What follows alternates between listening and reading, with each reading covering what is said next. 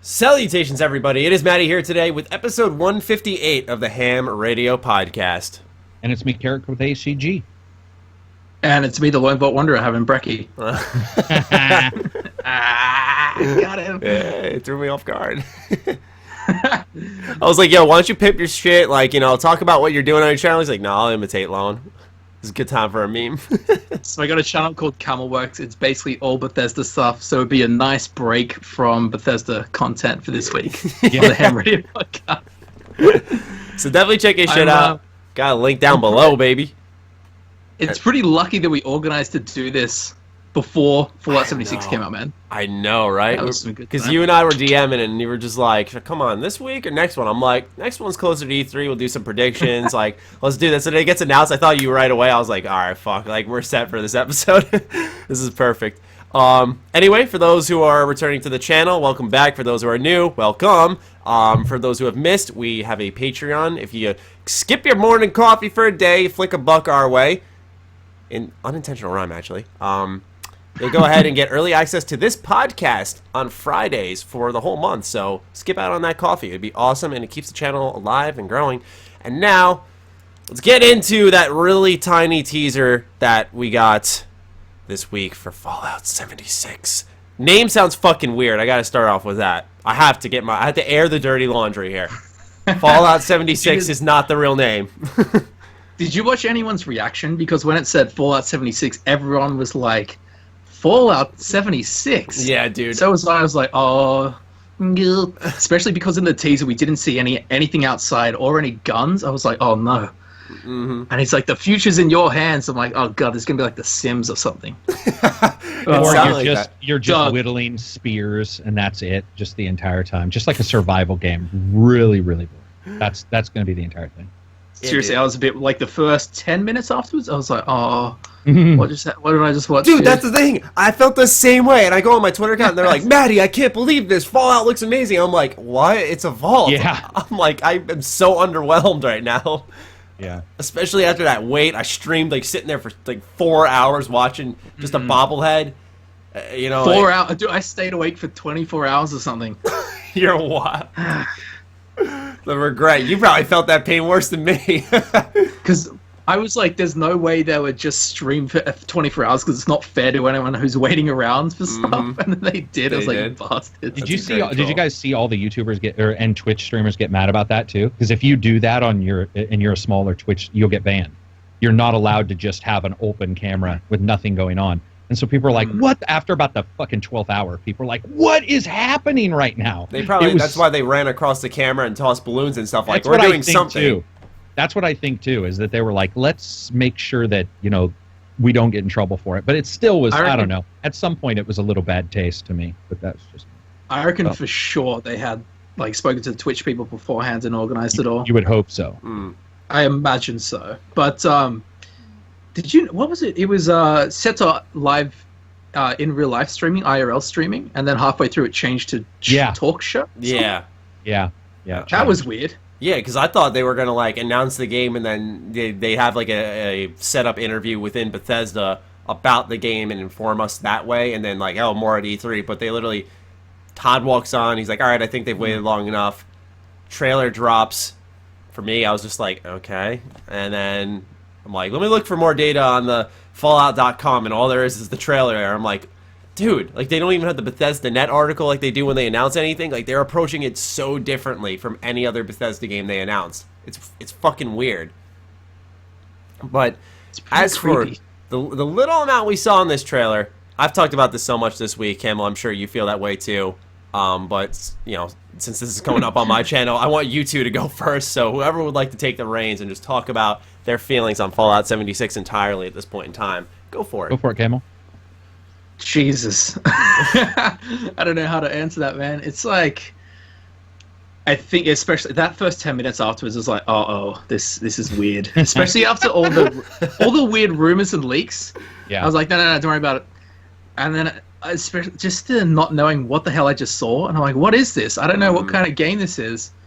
But after looking into what Vault 76 is, there's a bit more hope, where I'm like, all right, it could be cool. Yeah. Like, 20 years after the bombs dropped, we're like one of 500 people, or meant to be anyway, going out into the wasteland to read, because the dude in the trailer's like, our future's in your hands, in Vault 76's hands. So my feeling is like, we're going to be the first Vault 12s to get out there. Mm-hmm. Be interesting. Yeah, it's interesting because Karak has said this before. Yeah, like this there's stuff I've all just like deduced from looking up the little lore we have on Vault 76. Yeah, but I think it's a safe deduction because we see the year right in the beginning. Like it's the first thing we see. So Karak, you were getting on about a really interesting idea. I doubt they do it, but I thought it was still something worth thinking about. Yeah, so with 76 especially, because it was weird that it was like we're missing Fallout 5, but we're doing 76 reverse 67. Like it all seems to be a ploy and weird numbers game. But then I started thinking when I was looking at it, because I was also not excited about that trailer at all. I was just like, what the fuck is happening right now? And no one blasted them for it, dude. Comments were fine. Exactly. Ratings were fine. I was like, what is wrong with me? Well, one of the things that I was telling Maddie, and I was talking about in I didn't do anything in depth like you guys did. I just sort of discussed a little bit about it in the Discord too, is that my hope, this will probably not happen, but I would fucking kill if we were the first 500, you escape, it's a deadlier, more dangerous place, and you are building the locations we get to experience in Fallout 3 and 4. If I get to go to Megaton's area and get it ready for Megaton to be built and to be established, and Maddie was saying maybe you can pick locations in the United States, so all of a sudden we're going to New Vegas's location and cleaning out the casinos so people can move into those and creating a living history of Fallout, because no game, and we're going to talk about this in a little while with like Assassin's Creed, no game has really handled prequel super well. They've tried, some have handled it better than others, but the idea of building Fallout's mythos, world fiction, by us going out there and like having to do these things and fight, because they said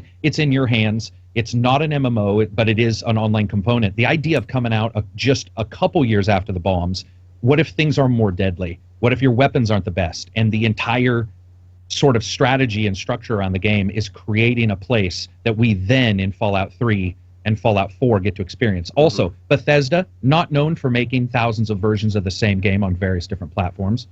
These guys love to release the same shit 500 times. What if we see a Fallout 3 remastered?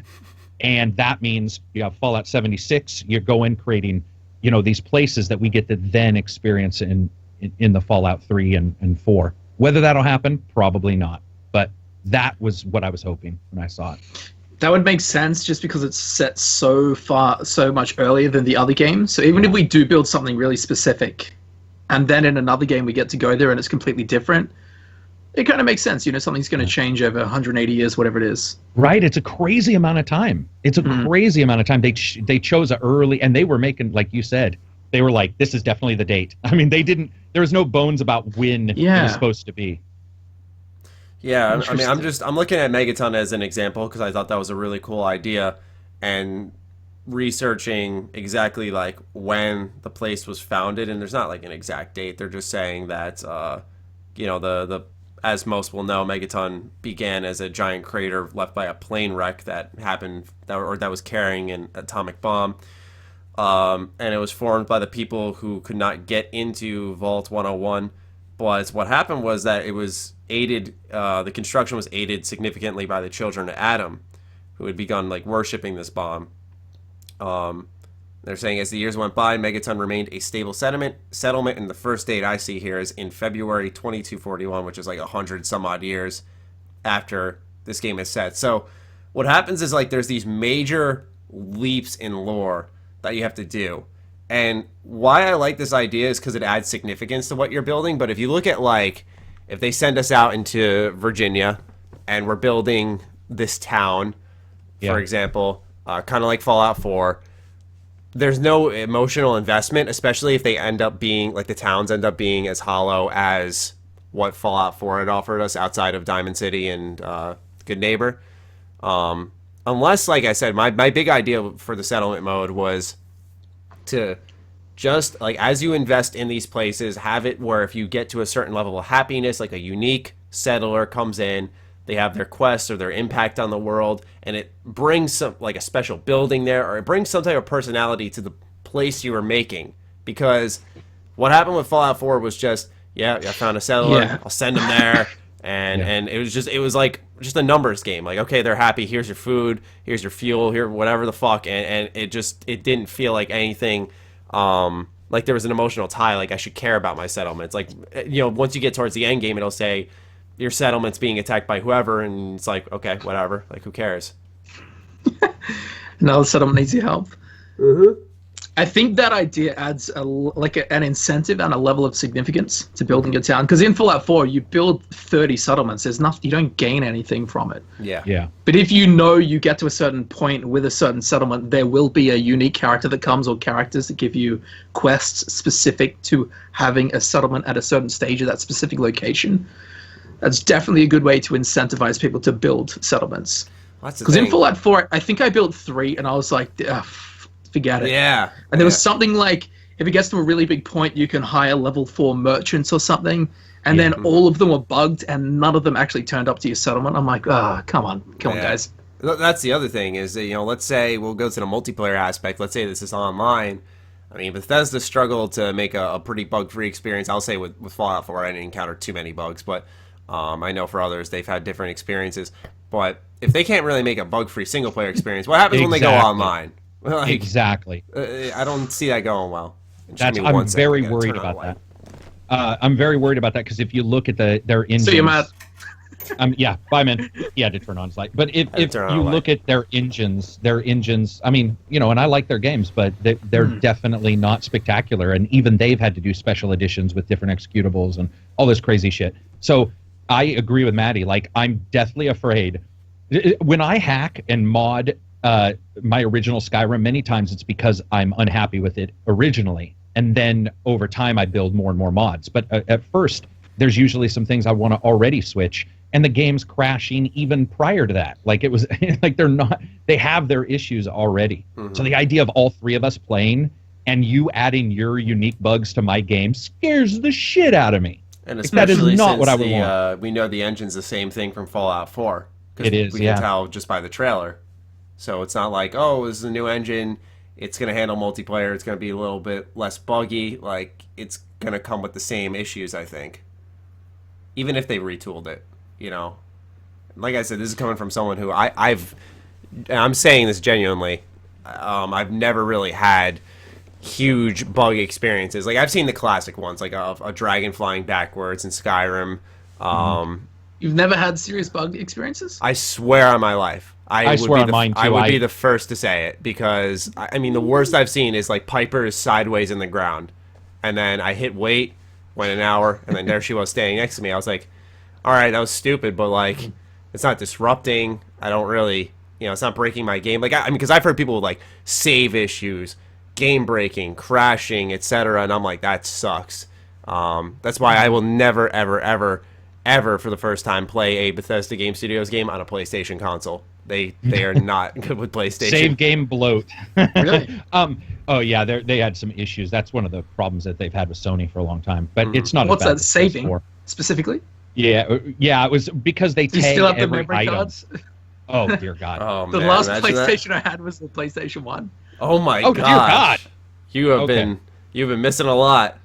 Yeah. No shit. don't It is think so. funny though when we talk about bugs, because having played God of War, I saw somebody fall from the sky playing Andromeda, fall from the sky, found weird NPC bugs in almost every game I've ever played. But when I look at Fallout 4 and 3, there were some bugs and a couple crashes, but and they weren't great.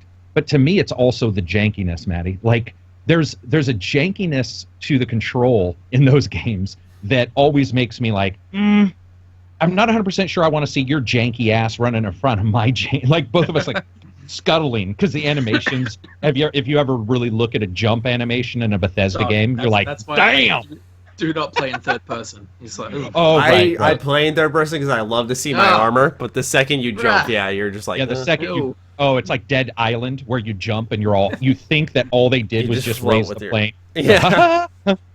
And when you kick, you're all and then back down. Just terrible. But yeah, it'll be interesting to see if that engine saw some improvements we're not aware of, which, you know, they're always improving. So, Yeah, I possible. mean, Fallout 4 did look better, but, you know, and I imagine that's what'll happen with Fallout 76. It's going to look better. I just hope it runs better, especially with multiplayer. And speaking of that, what would you guys want to see in your ideal gun to your head. There's going to be multiplayer in your fucking Fallout. You have no choice. All right? What are you seeing in it? Go for it, Kim. I reckon the smaller, the better. Mm-hmm. Just, could you imagine walking out and there's like 500 dudes in vault suits? It's like, whee, jumping around. Everyone's like fucking teabagging and shit. Like, it could get really bad real fast. I would pay good money to see that, but just, I don't know, man. I think if it's small and still personal, I think that's what's so special about the games is it's personal. Mm-hmm. First person, it's you and the world. I think having a big team, especially when all this stuff's over mic, that really loses some of the atmosphere for me. When some dude's yelling into a $2 microphone, you're like, I don't know. It can be bad. You know, because I'm imagining the Destiny, Division. Like, you can play by yourself, but it's probably not the way you want to go if you want to experience That's the other thing. I would pray to God that you can play solo. Because, if I'm making a video for 48 hours or something, and I need a second person to play, it's like, bro, I basically have to hire a second staff member. That's true. To make a video. I never thought of Jesus Christ. Ugh. So we will be teaming up if that happens. Oh, absolutely, man.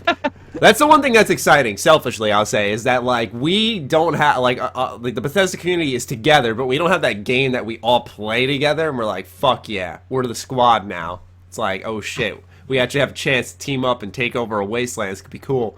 But as for you, Karak, what is your ideal Fallout multiplayer mechanic or vision, if you had to have one? 4 or less, so it'd be co-op more than it would be multiplayer. And then I would like for us to have a reason to be there that doesn't involve, as Camel said, building a bunch of settlements and then just going like, okay, nothing is actually occurring here. Nothing really matters. When it comes to multiplayer games, there's always an issue with the game has to be the same experience for somebody who jumps in tomorrow at first level versus somebody who jumped in day one and somebody who jumps in 600 days. So some things you can't change. Otherwise, it'd be a weird game if you had this completely changed world for everybody who just jumps in. But that being said, I need some impact at some point. Like I like the settlements because I built them. That was one of the best parts, is I could walk into a town and I had destroyed some buildings and put up some shit. That was cool to me at minimum in that part. But I just don't want them to copy a Fortnite. I don't want to be fucking like throwing rocks down and ramps and be like, run up and jump off the ramp. I would like it to make sense of why they did it. And right now I don't have that sense. That's the biggest issue for me, is if you sat down and said, why do you think they're doing this? I don't need to second guess them. I don't need to know. But right now I don't know.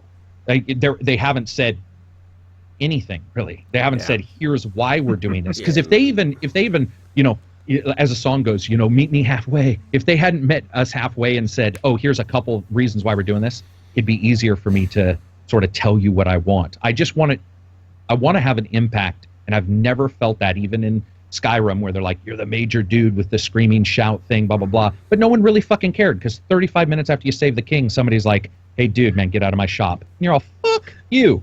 I'm going to stay in your shop, and I'm going to take a shit on your desk. But they don't treat you like a power broker. They don't acknowledge your power. Yeah. And I can't wait for a Bethesda game to finally acknowledge power correctly. They did that in Morrowind, actually. Yeah.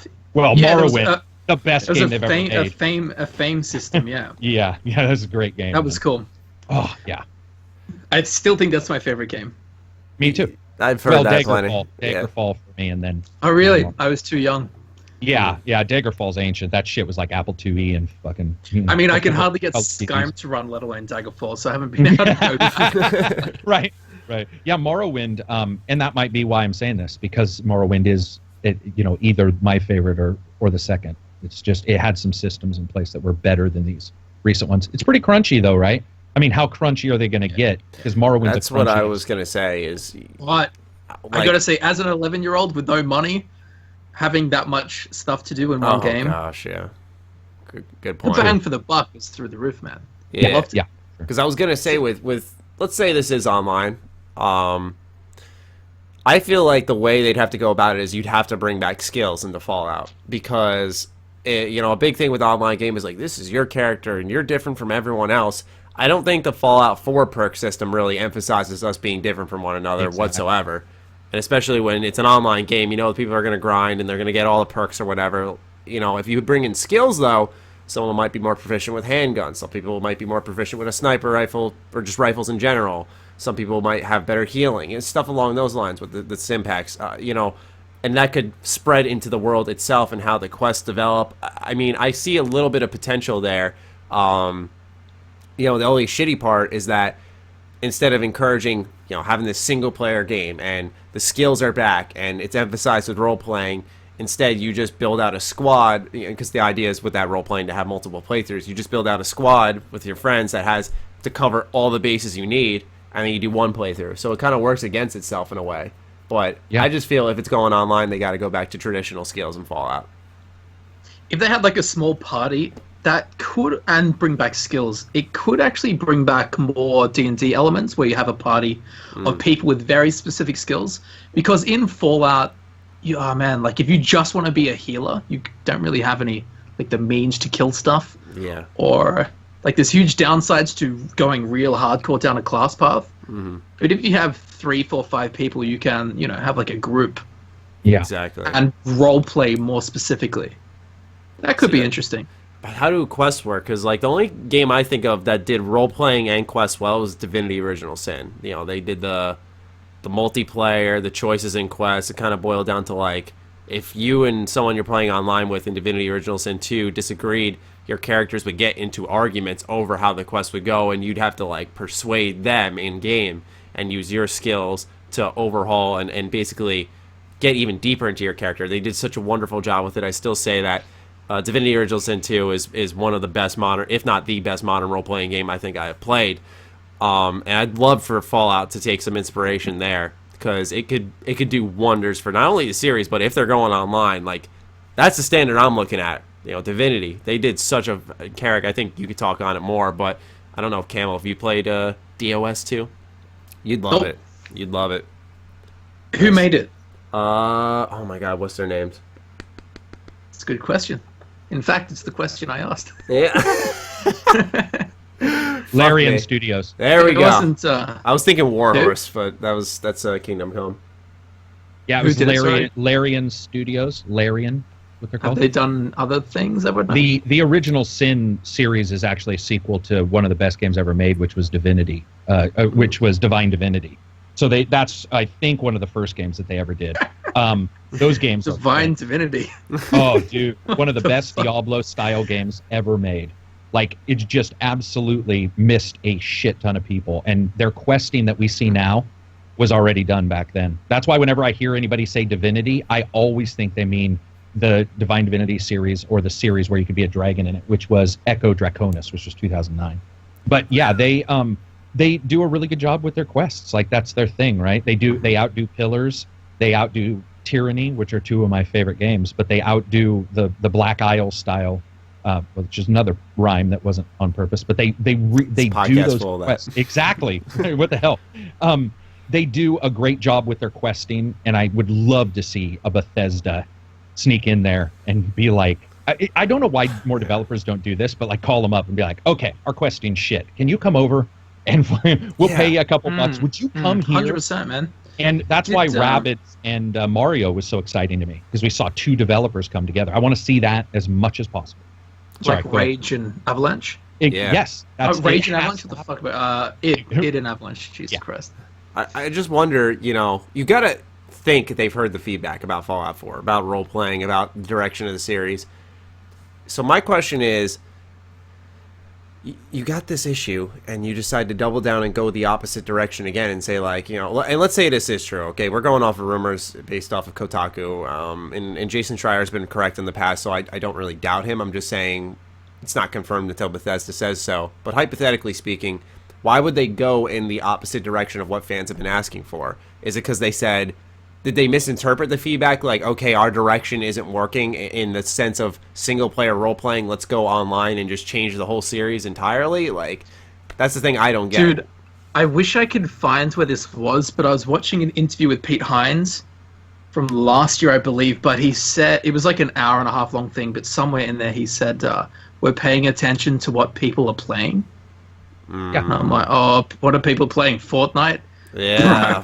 Well, also, and this is something that I used to do whenever you take surveys from gamers, because working in QA, you have to take it sometimes depending on how you handle QA.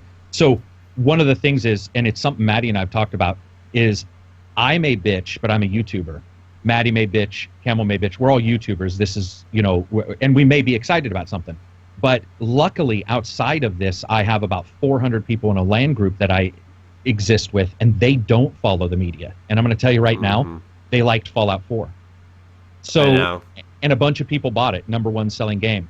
So Bethesda may look at a hardcore gamer like myself and say, okay, Karak wants Morrowind, and their financial person will come in and say, Karak doesn't fucking matter. And they'll be like, what do you mean they don't matter? And they'll be like, well, you can make a game for him, or you can make a game for the people playing the game, and there's a shit ton out there. So I don't think any of those guys are dumb. They try to merge it all together. But you can bet in a development meeting, somebody says, hey man, people want it crunchy. And somebody else goes, not according to any of the metrics we have. Do you know what they want? Fortnite. Not to be rude, any company's pretty stupid if they just blithely ignore that. I mean, we want them to. I want them to. But it's pretty financially stupid for them to do it. What makes more sense to me, guys, is that this is a side game, and that Fallout 5 will be the very atypical game. Let's talk about that a little bit. It being a side game, there have been rumors based off a listing on Amazon, which has now been changed, that it's coming out July 31st, and even a viewer of mine contacted the Amazon chat. Changed? It got changed to 2019 in the placeholder of December 31st. But crazy enough, a viewer of mine contacted the Amazon chat and was asking them when's this game coming out? And they're like, we can't give you the details. And he straight up was saying, is this release date correct though of July 31st? They were saying yes, it'll be. It said it will release until August 30 or August 1st. That's what they said, and I was just like, why are they saying release until? Is that in English? What? That's what I'm saying. I was like, why is he or she saying release until August 1st? He's like, so is this information correct? And they're like, yes, it is. So it's Amazon confirmed it, I guess, but the way it was written confused me, where I was like, this isn't definitive, and I don't know if they actually understand what he was trying to ask. Or they meant to say it won't release until August, blah, blah, blah. If you look at in English structure, maybe that person just didn't put a word in. Because, it could be until, because, and that's a really good point, because Grimblade, patron of mine, he messaged me and said that he thinks, and I'm not 100% sure on this, but he said he thinks the fiscal quarter ends, for the second quarter ends in July. I think July 31st, he said. And it could just be a placeholder till then, and that's why he's saying it's not releasing until August 1st, as in first and forward. Does that make any sense? Could be after that point, is what they're trying to say.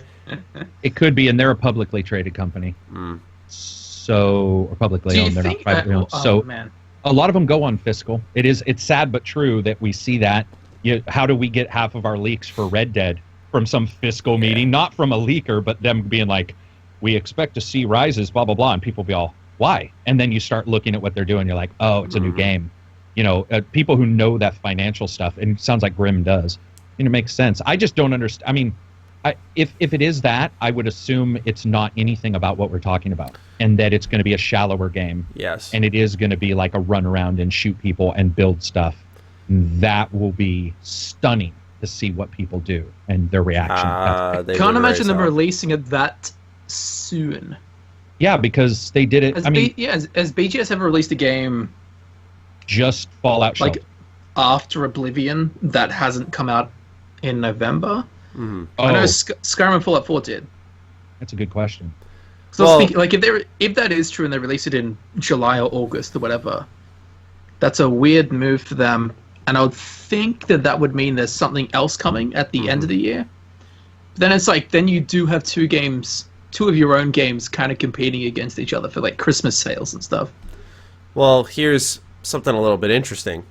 A user on Twitter says, a lot of people are worried and frustrated over 76. Will you be doing anything to acknowledge or address these concerns? This is to Pete Hines, who says, yes, we will actually be talking about the game and what it is at our E3 showcase. Tune in and find out what we're actually doing. Yeah, I mean, actually doing that, I just look at that. I'm sorry, I can't help but see that and go, okay, actually doing, as in, like, is what I'm reading not true? Well, there was the other leaker who's leaked real stuff on Reddit as well, and there was a couple people posting that Bethesda was quite nervous about the reaction to the game after, and that people were taking guesses, and they were like, this is not the game. That sounds to me like Pete being Pete. I forgot what I said yesterday. Actually, talk to us to find out what we're working on, not YouTubers. And not to be rude, that's the way it should be. Like, not to be I agree. rude. I say that in, like, all my videos. Yeah, true. Yeah. The trailer wasn't the greatest at selling it, but that to me does sound like him just being like, why don't you talk to us before, flying off the handle? I don't know. Here's something I wanted to bring up. Like the last 2-3 interviews with Todd and heaps of interviews with Pete, they're like, BGS is working on 2 new games that aren't Elder Scrolls or Fallout. Okay, sweet. They said that for like the last 3 years. Next minute, it's Fallout. And I'm like, bro, what can I trust? What can I believe you say, man? Because a lot of people said that before Fallout 4, Pete was like, yeah, we're not doing Fallout. And then they did Fallout, apparently. That one I've never heard. I've been asking for a source on it, but a lot of people have said that's happened. Do you guys assume, Matty, that it could just be Battlecry? Because that failed internally, from what I understand. So Battlecry was the other Bethesda game that they were working on that has sort of died. Yeah. So what I'm wondering is if maybe they were being truthful at the time and then it got canceled, which is game development 101. I mean, it happens.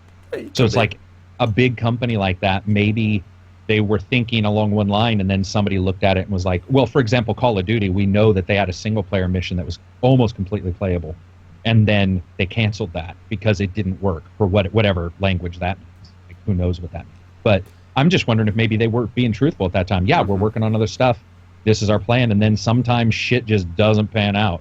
Like just for whatever reason. Maybe it didn't come together for them. And that was Battlecry, maybe. One thing I also do want to bring up. What was Battlecry? It was multi. Talking about the game or the studio? No, they call. I think that was the title. Hang on, let me make sure. Battlecry says the game and the studio were both Battlecry. I'm pretty sure. Yeah, they were both. And Battlecry has now been turned into Bethesda Game Studios Austin. And the game was halted in 2017, so that was prior to some of the interviews where they said that they were working on another game. Is what I'm saying. So I'm wondering if they were being truthful at the time, and it was Battlecry, and then Battlecry got canceled, and now they've changed it to Fallout 76. They've changed their release schedule. Mm-hmm. Because, I mean, that does happen, where they go out and they say one thing, and they're like, well, Xbox One is a good example of, like, all your games are fucking connected, blah, blah, blah, and you can't, and people were like, yeah, I don't want that. And so Microsoft was like, oh, shit, and changed everything. I mean, if Bethesda had issues for some reason behind the scenes with that game, maybe it just got canceled, and that's the one they're talking about. I don't know if that's true. One thing I do want to mention is the lead artist at Bethesda Game Studios actually responded to the criticism of Fallout Online. I was on Instagram. He deleted his comments afterwards. But someone said, I swear if this is Fallout the Rust Edition, I'll bash my head through a wall. And he said, before you bash your head, wait and find out what the game is. And then he said, and I wanted to, before you bash your head, I want to destroy humanity myself, so just please be patient. Just trying to, I guess, make fun of it. I don't know. Fuck. But I was like, all right. The old genocide joke. Yeah. I was like, okay. And then, because I think the joke was because on his Twitter page, like, he even built, like, a real live sentry bot, not with the actual guns, but, like, the thing was actually moving and talking. So I think that was the joke. Yeah, out of context, I was like, But anyway, he said that, and then someone said, all right, I'll keep the faith. I love what you guys do and what you do. And he told him to, he said, I don't think you'll be disappointed. And then, and mind you, this is coming from a guy who worked at lead BGS artist. He probably had big hands on the project.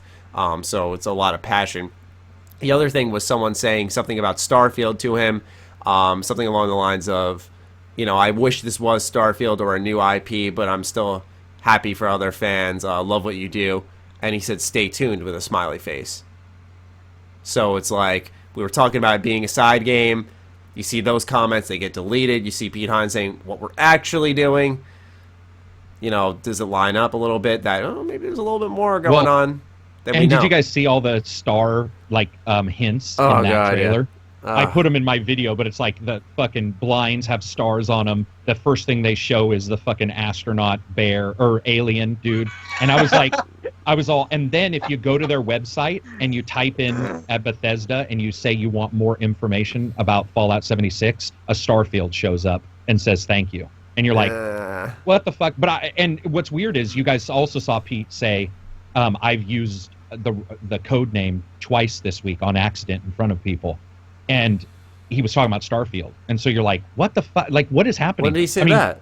Or where? Oh yeah, it was there was a Twitter, a couple 5 or 6 days ago. Somebody said something. He's like, "Yeah, well, try spending or in the last 2 weeks, I've used this code name in front of people multiple times or something like that." He talks about it. We talked about it in your Discord yesterday.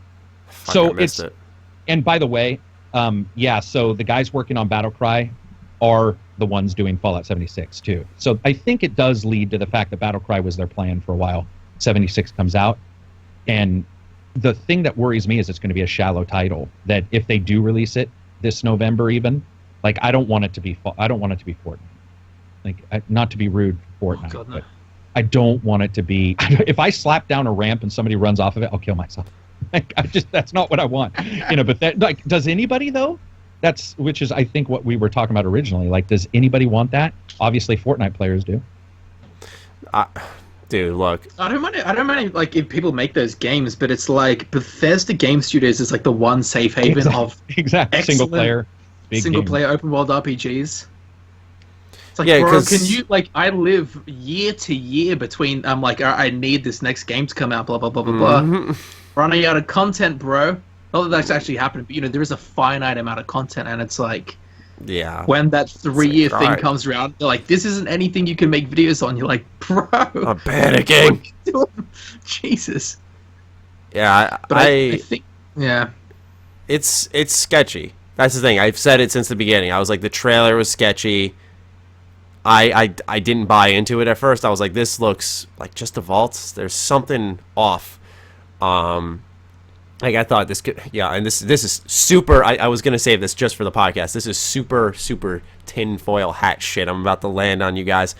I was thinking like, how Kotaku got blacklisted because they leaked Fallout 4 early, and it jeopardized Bethesda, and they were really mad at them. So they're like, we're not helping you guys out. My thoughts was that you give a fake inside info to Kotaku, have them go run their mouths off about the game.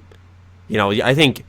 As much did you make a video about this? No, I did not. As much as I hate to say it, though, the trailer wasn't that great, and for that, it didn't look like it took long to have a vault be constructed, something like that, where I can't imagine it took a lot of manpower. And it's like you do that, and then that's a perfect diversion for something coming up. Like I said, tinfoil hat shit, just me being skeptical, because like I said, Fallout 76, even Bethesda's openly said, like, dumb names and been like, why would we, like, Fallout 4 Shadows of Boston was one. They're like, why would we ever do that? And like, to me, that's what Fallout 76 says. I can get used to it, but like right now I gotta see the game. Like, not showing the world in a Fallout trailer, I don't think that's ever happened. Like at 4, that's 3, what creeped me out, New man. Vegas. I was like, uh-oh. Yeah, I was like, what 3D is the world? Fallout shelter. The fact that we have to insinuate that the song is what's telling us where it's located, not that they're going to show us the world. It's like, how far along is this game? Is this even going to be a Fallout game? Like, I couldn't help but go, I'm a little suspicious right now. And that would be the ultimate troll. If not only after a 24-hour stream we get that trailer, but then after a week of talking about it, making mad videos on it, speculating, analyzing, like hours of work, there's like, it's Starfield. This isn't real. Which I can't imagine they'll do, because they have merchandise for Fallout 76 and they have the game up for pre-order. But it's just, like I said, man, there's something weird about what they're doing with this game. So we talked about this. I did do a video a couple years ago about some people talking to me about publishers starting to release fake leaks to track the leaker down. This was a big deal, especially I know some of the bigger platform holders were definitely having issues with some particular leakers who were leaking everything. And so, release that leak, see who discusses it, and if you know who was in the room at that time, quite easy to start tracking that stuff down. I don't think this was that personally, but I had forgotten you had said about Kotaku being blackballed or black. I call it blackballed, but Blackball. yeah, Hey, probably it's a good term. not. Yeah, Okay. so whitelisted, blackballed, what have you. If that's true, then do you think that his post about actually what we're doing was just a shot at Kotaku as well? Because Kotaku does have a tendency to just leak everything. And I don't mean it's always right either. They're just like, we heard from a rock that we stumbled over that there's going to be a fucking Witcher 18. And they just post it because their website. Do you think that maybe his reaction when he said actually, it sounds snide to me when he says actually, if that makes sense. Like, why are you talking to Matty when actually I'm the one who knows what I'm doing? Does that make sense? Yeah, I get it. That's I agree. There could be no. It's and got a I level think of confidence to it. It's like, well, maybe. Yeah, it does They are have a doing level something of different then. That's true. Yeah. Oh shit! Yeah, no, blank my brain. I'm hoping that now, because in that interview with Todd Howard, he said they've gone from 100 to 300 staff. Yeah. Across the 3 studios, and I'm hoping that that makes way for more games more often. So hopefully, That's the thing. They've expanded. 76 is something weird and not that good. Hopefully, like in the next year, there'll be another thing coming out. Well, that, and also apparently, according to that same article from Kotaku, Fallout 76 is by the Maryland studio and Austin, the one who they just acquired. Yeah. We don't know what Montreal's doing, and they did Skyrim Special Edition, so they've been at work on something, whether it's a mobile game or whatnot. I'm not sure. Okay. Oh, so here's I want to what I read you wanted to guys ask this before. tweet. Okay. Just quickly, what's the benefit of someone from Bethesda or any studio leaking information? Like within the industry, is it common where like Kotaku would pay them, or like why do people within a studio leak what's going on? What's the purpose of it? I think part of it's excitement, but that's the optimist in me. Yeah, people that I've talked to, it's just they're excited about working on something. They just they get. For example, I did fuck up. I mean, and I've owned this, but I fucked up and talked about Far Cry Primal way before anybody else. Like, it's in a random podcast where I just start talking about it. You can see my face go like, oh, fuck. And then the person with me just kept talking about it. I'm like, I tried to change the subject like 11 times. I'm all, yeah, but what about the clouds? It was just like anything. And he just kept talking about it. And I felt like such an ass because it was one person who was just excited. I think that happens a lot. But you're absolutely right, Camel. When you look at finances, you look at PR, the PR companies do not want somebody else controlling word of mouth. They don't. And so the occasional leak on purpose where they have something planned is fine. Ubisoft. But Pete stated very clearly that Rage was leaked a little bit prior to them. And that makes sense because they're getting all the PR companies and there's more people involved. And so somebody leaks it. And then Pete was like, yeah, it was leaked a little bit prior. I want to read to you guys, because I misquoted this a little bit, the Pete Hines quote that I was talking about. This is very odd. I actually just found that. So it says, Matt Frere says, finally, or Fallout 76, I finally said it out loud. And then Pete Hines, so maybe I'm reading this wrong. Pete Hines said, good luck not using the code name for the next few weeks. I still used it twice already. So he's insinuating that they were using a code name in the studio, like, oh, let's say it was the code name for Fallout 76 was Ham. They're calling it Ham. I think I read that wrong, and what I was thinking was like him saying he said Starfield. I think he was just saying that in meetings, which he wasn't supposed to, he dropped. No, it's a code imagine name. that feels Fallout like the 76 is not a code name.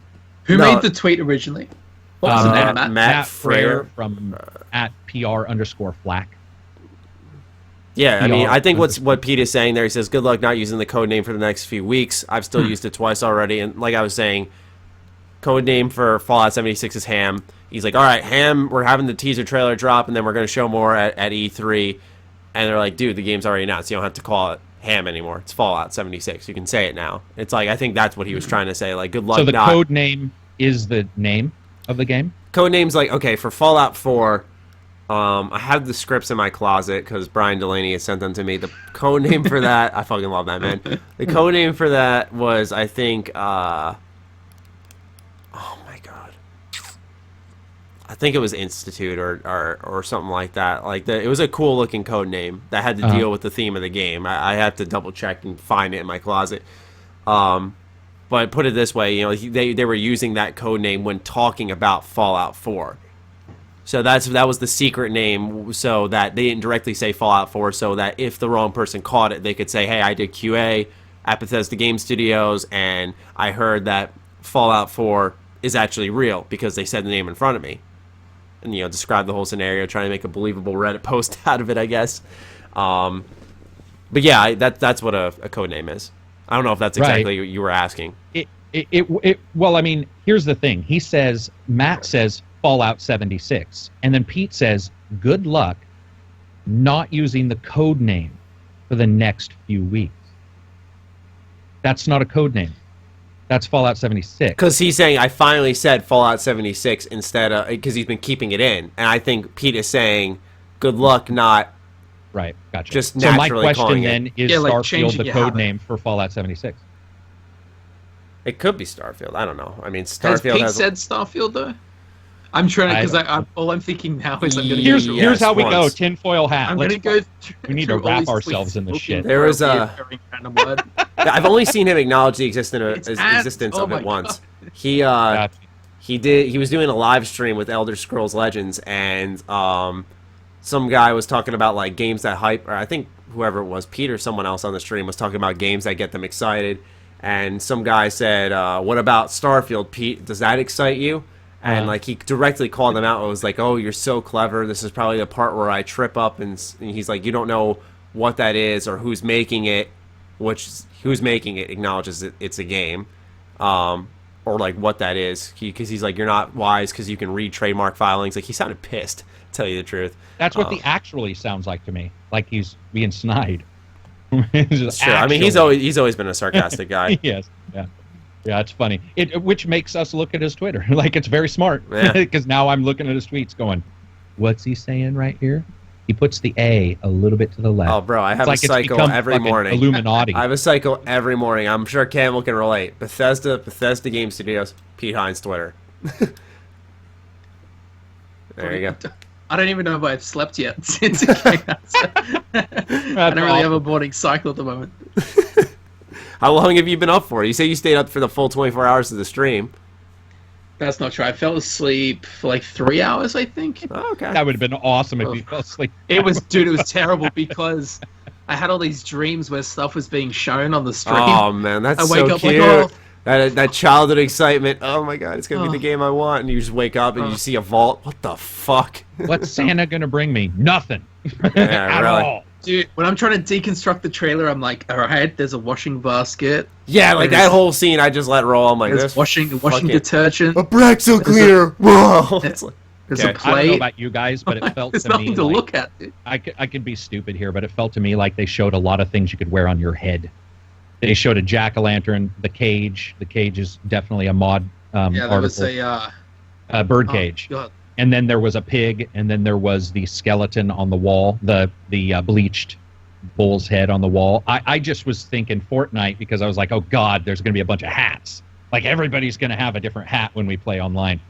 I don't know why, but they showed it right at the starting too, and I was like, no, please, God. As you guys can tell, I don't want it to be far. I just get a feeling like it's going to be the trophy cupboard. What was going on with that?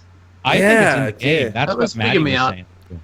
Yeah, people were saying, well, what did the trophy exactly say? It was like for all your sacrifice or not eating when others could or some shit like that. Dude, the one, it was for joining their isolation program. Yeah. But at the bottom it said, it was sacrificing many so few can live. Yeah. Isn't it the other way? Yeah, it's like that's why people were looking at that and yeah, people were looking at it and thinking, like, ancient Aztecs. Lopping heads up. What do you mean? Like playing fucking games, then using their head as the ball and shit. I think it's in the game because Maddie said that in his video that he thought maybe those were awards that you could like have a display case in the game. It was you, Maddie, right? Yeah, you'd be because I think you're the only one I've even watched. Yeah. Oh. So that one, to me, that does seem realistic, like an achievement system, but in the game. You know, you can put your fucking glass case up inside of what, maybe you build your own house. Maybe it's about you building your own settlement. Who knows? And that's what it was. That's what it seemed to me. I mean, State of Decay allows you to kill people too.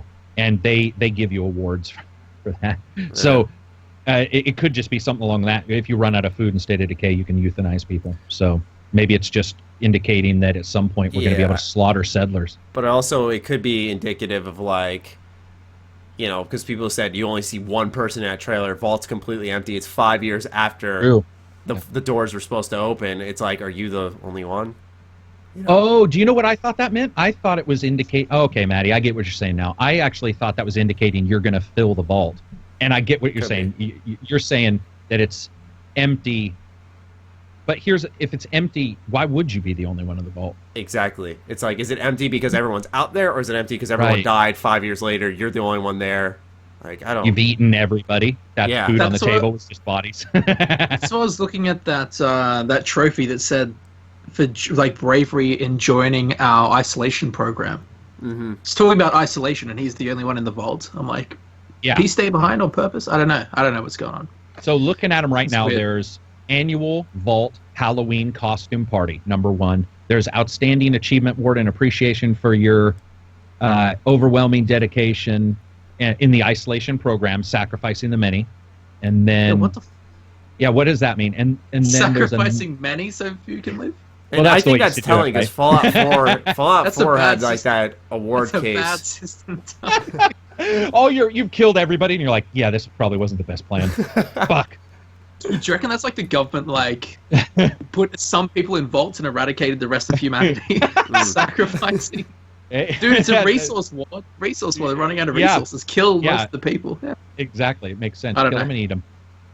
I always said I would be terrified if Bethesda did like a resource wars Fallout, because it would just be Call of Duty, like and more Call of Duty. Oh. The Age of Empires, mining rocks and shit. Yeah, resources. Like, cool. When you find a rock in Age of Empires, though, it's gratifying. When you find that Age of Empires is one of my favorite games of all time. When you find that rock and your guys are like tink, tink, tink, and you're like, oh yeah, getting rock. It is crazy that we play video games where you get a rock and you're like, I was just about to say, you're like, yeah, I got a fucking rock. It's like, got a rock here, sick baby. job, Karak. There's always one resource that's hard to find. There's like, yes. fuckers. Yeah, you know that shit. Yeah. Yeah, it's to me, I think that the awards are definitely in the game, though. I think it's going to be really cool to see. Those are probably only a couple, too.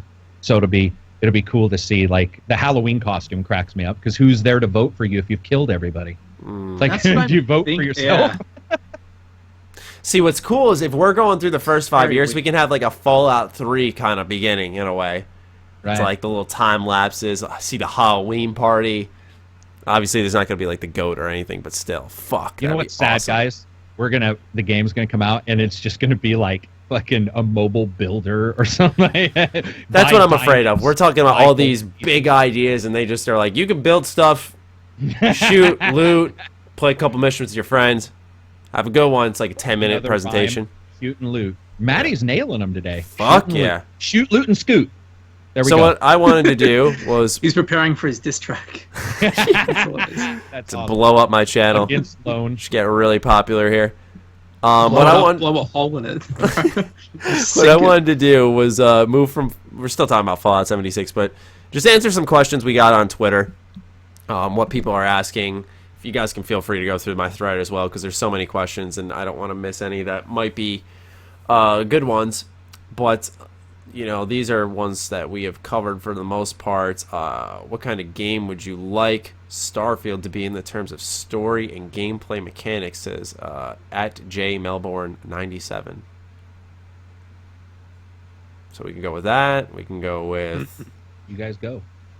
I mean, such big questions. It's like, oh, man. Yeah, I've only looked for something a little more narrowed. In answer to his question in the meantime, though, I'd look for Bethesda to take legitimate new ideas and apply them to that IP instead of like disrupting what Fallout, and we haven't seen it yet to some extent, but what Elder Scrolls are known for.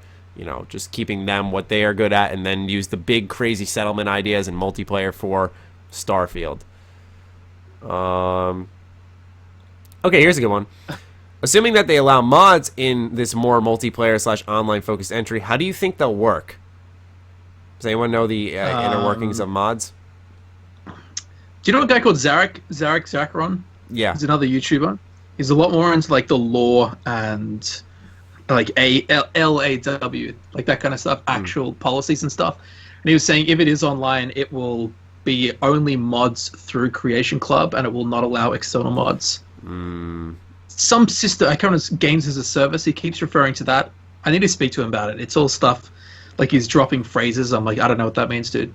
Yeah. But he's a pretty smart dude, and that's his big worry, is that it's going to be no external mods and all through the Creation Club. That's what I was thinking too, is if it's online. What about VATS? That too? You know, how does VATS work in a Fallout game? Well, it's like, what if your friend doesn't have the same mod as you? It's like, what? Yeah. Is VATS a reflection of the Pip-Boy itself and what model it is, or is VATS in every Pip-Boy model? Because you knew the Pip-Boy model. Is that Pip-Boy model? I mean, because I'm assuming VATS is using the Pip-Boy, and that's sort of the fake overlay. Does this one even have that? What does it stand for? Vault Tech Assisted Targeting System. Yeah. Okay, Vault Assisted Targeting, I think. I will say that if you look at Unreal, it depends on the mods too. So if you look at Unreal, the original 1999 throughout, they had things called mutators, which weren't necessarily full mods. You weren't replacing textures. What you were doing is you were making adjustments to the game world. If it is a multiplayer game that you go out and do stuff and then return and the world resets and it's not building like I was hoping, then I don't see any problem with them having all kinds of crazy Creation Club mods. But I think the idea of them having like unless you can turn it off and not be connected online at all, it's most likely an evergreen title, which does mean a games as a service, which, yeah, they would need to restrict those mods because you would be online, GTA at that point. And you wouldn't want people modding out all the awards or modding out all the weapons. I mean, you would. Some of us would. But what I'm saying is, as a game developer, it would be quite difficult because you don't know if a mod's causing your crash. I have a horrible vision in my head now. Oh God. Uh-oh. No, because I'm just. When I make my videos, I use console commands nonstop. So I'm like, bro, if you're playing online, you won't be able to do that. Yeah. Sorry, guys, that I thought of like it's just like a nightmare just screamed through my head right there. Okay. Like I was thinking like.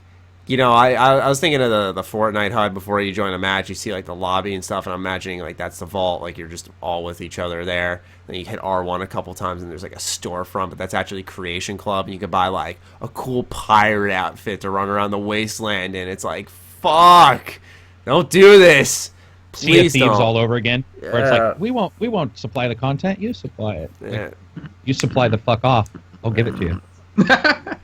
Yeah, sorry, I'm not a big fan of that. I hope that doesn't happen, Matty, because it's dangerous territory. Yeah, it is, man. Like that's the thing. We don't know enough about it, so hopefully people don't think we're bitching about it. It's the fact that we like those games. Yeah. We just want. I'm trying not to talk about any of the leaks at all because it's like, bro, I don't want to invest energy into something that's exactly.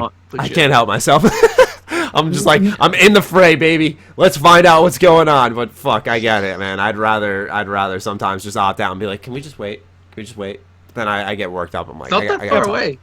Yeah. It's not.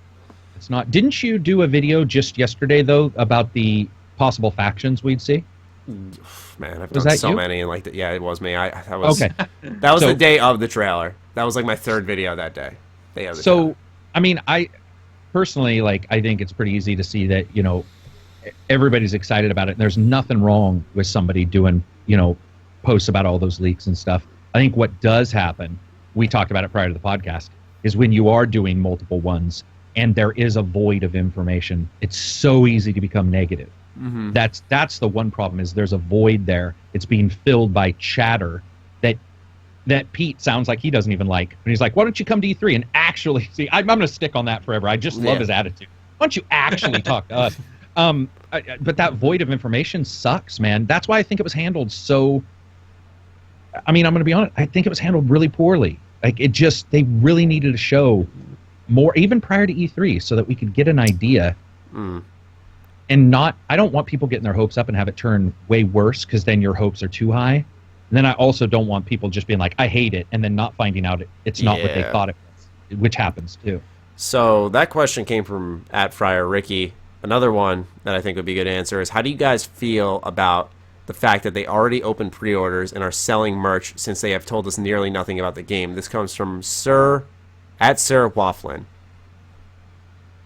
I hate it. I reckon that's standard practice, no? Yeah, I thought it was too, but I mean, they make a good point. It was one of those things I didn't even think of. I feel like it's just because, it's Fallout. People know what Fallout is, but since this might be a new direction, it's like...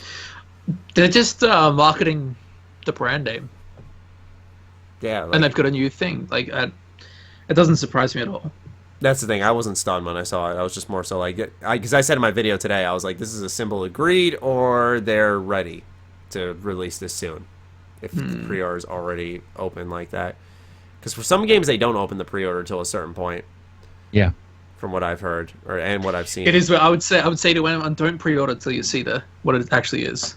For sure. Yeah. Never. And then when you can pre-order, make sure to get the giant statue that you won't ever use, and it'll just be sitting in some fucking room collecting dust. I got a Dead Island bust what's somebody this gave me dusty from thing the big right Dead here? Island. What is it? Yeah, it's like you have to fucking go and tell people and then dig in your shit to find it. I don't know, is there any in the pre-orders? Is there any Ultimate Unbelievable Massive Collector's Editions? Not yet. Oh, okay, good. That'll definitely Good. be during the conference, I'd imagine. That's just my Pit guess. Boy? Real Pit Boy for your wrist? If they do that again, that'll be kind of underwhelming. If I'm honest. You know sure. when the stream, how dudes were walking past the camera beforehand? Yeah. Actually, Did he you had notice the that? old vault. Oh, The fuck. old one, yeah. That was Yeah. weird. That's what I was like, it's Fallout 3, motherfucker. Oh, he's got the Fuck. Fallout 3 Pip-Boy on his arm. Oh, shit. That was, Yeah. I'm But like, why would you not walk onto camera with your big, new, shiny Fallout 4 version? But instead he walks on with the little, like, plastic Viking bracelet version from Fallout 3. Was it the Fallout 3 one? Or was it the older, like, Pip-Boy 2000 from, Fallout 1 and 2. like, or yeah, whatever. Fallout 1 and 2? Did the ones from Fallout 1 and 2 have, like, a merchandise release, though? That's the thing. Does- I don't does- think so. does that exist I didn't even know if specifically? 3 did. I didn't know Fallout 3 had one. Again, I'm going in blind. I'm talking about things I don't know about. No, but you brought up a really good point, because I forgot all about that the guy walked on with a completely different Pip-Boy from anything we've seen in a Bethesda, like, merch. Unless he got it from, like, Etsy or some shit. I mean, I'm sure someone made it. Yeah, I can't be bothered. Do you know how much Googling I've been doing? Especially with all the supposed God, West yeah. Virginia stuff. Yeah. Dude, I feel like a geographical expert of the US now. You feel like that, and Trying then to figure yeah, out- that's what I did with Fallout 4, and I actually know Boston pretty well because of Fallout 4 and all the research I did for that prior to launch, and I was there for PAX twice, so it was just like it felt very familiar. It's kind of cool. The first two videos I did on Fallout 76, I thought West Virginia was the western part of Virginia. Nope. So that's good. You- People you're like misunderstood me in a video You're because I Mexico and said Mexico, right? I You're missed- like, Look, there are a few comments correcting me. yeah, a few. It's probably if you misspeak or if you do something slightly wrong, it's like the whole thread. You're like, why did I make this video? No, because I feel you. Because for me, I know there's a difference. I said Western Virginia though, just out of like habit. It's like you got Virginia, then there's the western part of Virginia, but it's like there's West Virginia as a separate state, and people are like, Matty, you know, it's a separate state, right? I'm like, yes. Like I misspoke, guys. I'm sorry. So, isn't it Greenbrier or whatever, which is the presidential underground bunker that's in West Virginia too? Didn't they build? Yeah, I was told by a viewer that there's like an yeah, the underground fallout shelter there of I some think kind. it's the Greenbrier. I saw some like IGN post about it. Yeah, that was so. Yeah, that was actually yeah the a viewer Greenbrier. sent me someone on Twitter sent me this interesting thing. I can't remember what it's called. It's a big square area that goes over the western part of Virginia and the eastern part of West Virginia, and it's a radio silence zone because there's a military base and like a scientific research lab or something. And I'm like, bro, that fits into the Fallout universe perfectly. And GPS, I believe, in that place won't work either. Google Maps. I don't believe Google Maps shows a high definition picture of that area. I'm Here's a like, really bro, good one. secret military government stuff. Dude, it's Yeah, awesome. it's actually isn't up it? its alley. It's great. I need to watch some more videos on the location itself. It's just I don't want to get fully invested in that because I feel like we got lucky with Fallout 4. Like we knew it's gonna be the Commonwealth. Like it was a sure fucking bet, and it was. Dude, I just uploaded video like as soon as we started this, talking about the location of Vault 76, or like Yes. hints to where it is. Okay, I got you, man. One I'm of gonna the give you that interesting view. I'm gonna things- give you that YouTube money. One of the interesting things is the jumpsuit, the Vault jumpsuit was blue and gold. Yeah, Did you notice that? It was like an older version. I think. And the state colors of West Virginia is blue and gold. I'm like, Someone pointed that out to me. I'm sure they probably got it from your video. Did you guys see? They're like, hey Matt, did you know? I'm like, hey, that's a tinfoil fucking. hat shit. That's a We good can observation. jump into Super Tinfoil. On their wiki, they show an illustration of the vault suit in the lower left, and they both are high, tight NASA style Starfield NASA style collars, not normal collars. And I posted that in my Discord, and people shat themselves. They're like, "Are you going into space?" I was all, Fallout 76. You build your own rocket. That's the entire game. Like, everybody's got to fight to build a rocket. But I mean, that's the thing. There's a void of information. So every fucking picture we're going through, and we're all, what's? There's a pixel missing. Oh, that definitely means it's in West Virginia. It's like, why? We have no clue. I mean, that's what's so interesting about it, that they did it this way. I honestly think the Twitch was on mistake too. I do feel that they weren't planning on having people play baseball and shit on Twitch. Yeah. It feels like there was something else planned, and it didn't get shown, if that makes sense. At Hefty Avery asks, I know you mentioned this in a previous video, but I'd like you to go more in depth about Fallout stealing the Rage 2 spotlight. Did it? Rage 2 had its spotlight. It had its moment. But do you think because Fallout, especially if it, because Rage 2 is definitely coming out next year. Let's say Fallout's coming out now, or when I say now, I mean let's say that July date is true. That gives Rage 2 some room to breathe, to for Fallout to run its course. Player base falls off. Okay, I'm ready for something new. Then Rage 2 is there, or let's say Fallout releases, which I imagine is just as likely in the fall, and then probably in that spring following up, you have Rage 2, which is kind of something similar. Like, it just gets a little oversaturated. Do you think that Fallout is going to negative? That's why I didn't think Fallout was going to happen, because right when I saw Rage 2, I'm like, why would you do two post-apocalyptic games? That's like Titanfall and Battlefield releasing in the same fucking week. It was just stupid. But it seems Bethesda might have a plan up their sleeve, so I'd like to hear your thoughts on that. Actually, it's kind of creepy, because Rage 2 was said to be open world, right? Yeah. So it's like, are they releasing an open world game to make up for Fallout 76? Oh, boy. Boy. That's a creepy thought, right? Oh, boy. No, they got it, because once again, we're going to go back to Jason Schreier saying it was a standard BGS game in many ways, so I imagine it's going to be open world, quest, story, but...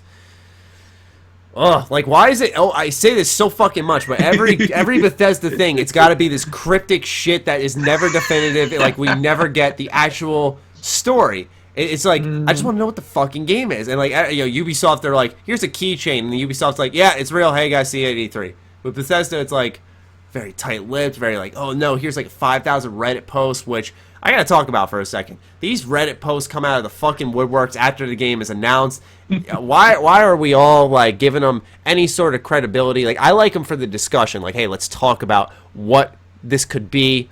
What the game could be, rather. But for people who are like, this might be real, I'm like, dude, if they knew something, why weren't they saying something before the game was announced?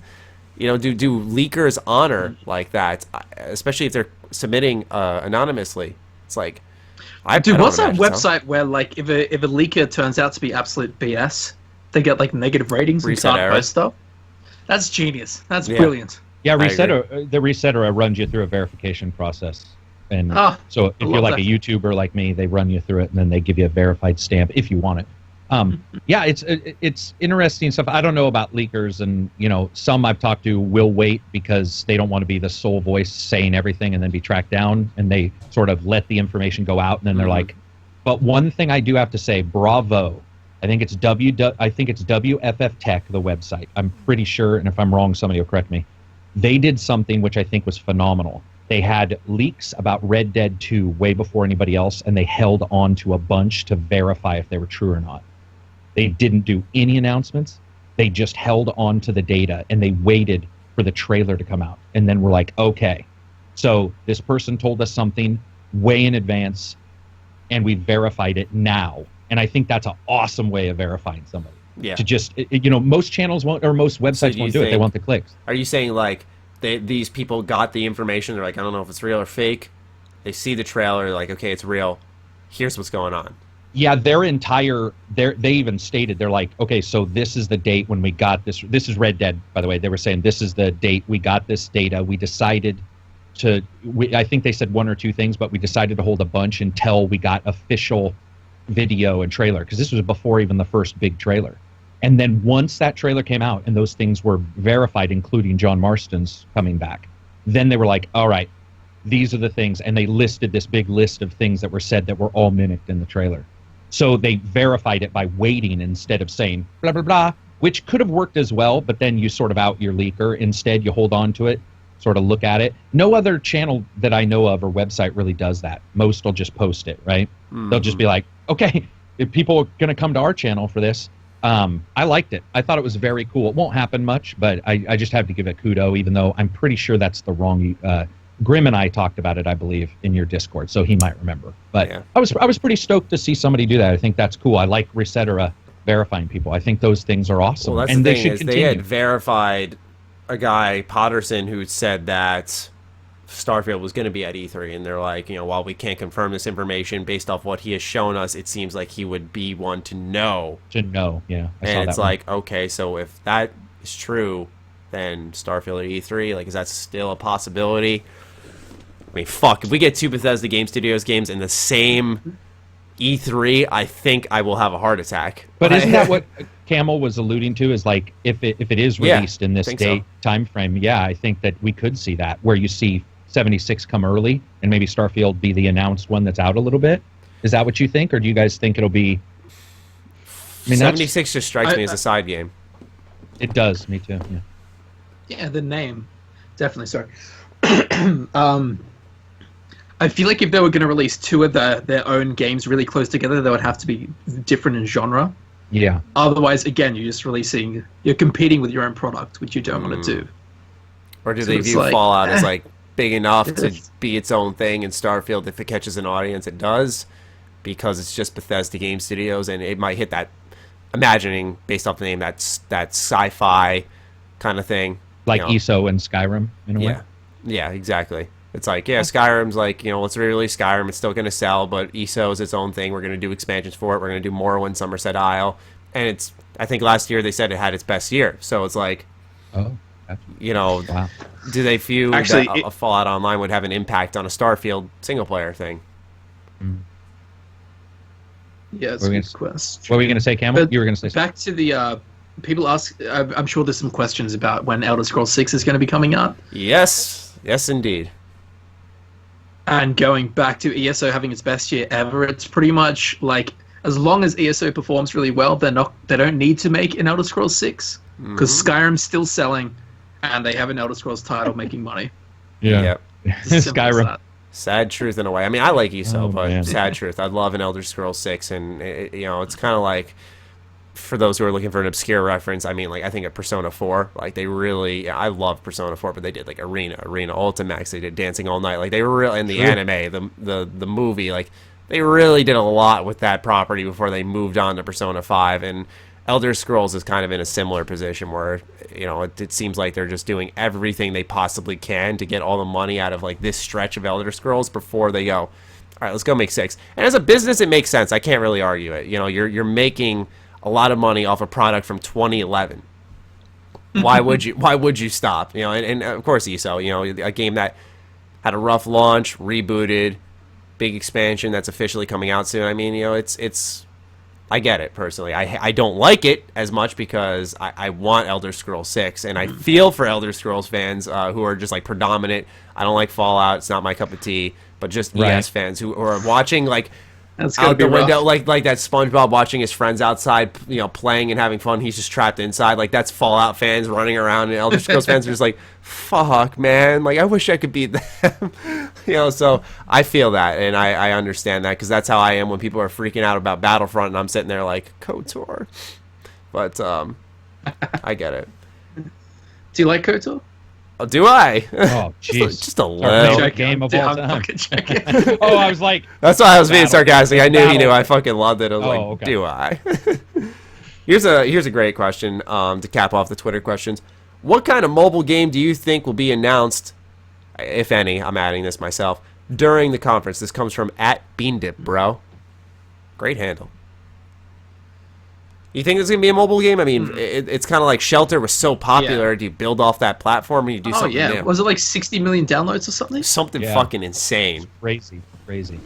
If you have like 1% of that is whales, people that spend lots of money in in-app purchases, dude, would have made so much money. Like effort to money ratio would be insane. So yeah, I think they'll definitely make a mobile game, but I think it'd be impossible to like say what they would make until we know what they're making. You know what I mean? Like until we know what Fallout 76 is, we can't really guess a game that would match with that would to go on mobile. But even then, I don't think I ever would have guessed Fallout Shelter. Like if you were like, Bethesda Game Studios is making a mobile app that pairs up with Fallout 4, I wouldn't have guessed that. No, I wouldn't have either. I would never expected it. It was the perfect kind of companion to the announcement. Like, oh, I can't wait for Fallout, and now I'm gonna get my Fallout. Oh yeah, it's like, dude, that shit was genius. Yeah, it's like, do they feel that's necessary? Because of Fallout 4, it's much different than Fallout 76, where, especially if we account for maybe it dropping in July or August, you know, then all of a sudden it's a different ball game. We don't need something to tide us over because it's so fucking close. So yeah, I just feel like it's impossible to give like a good solid answer to that. Yeah, I mean, if I was to get anything, I wouldn't imagine it's like a big update to Shelter, because Shelter kind of, it's still popular. I'm sure people still play it, and it'll still be a thing even after 76. It's just, I don't think the idea of like a big patch and saying, hey, it ties in characters from 76, like, no. I think, where could you go? I guess it would have to tie into the themes of 76, which kind of are the same before. 4 is about rebuilding, renewing.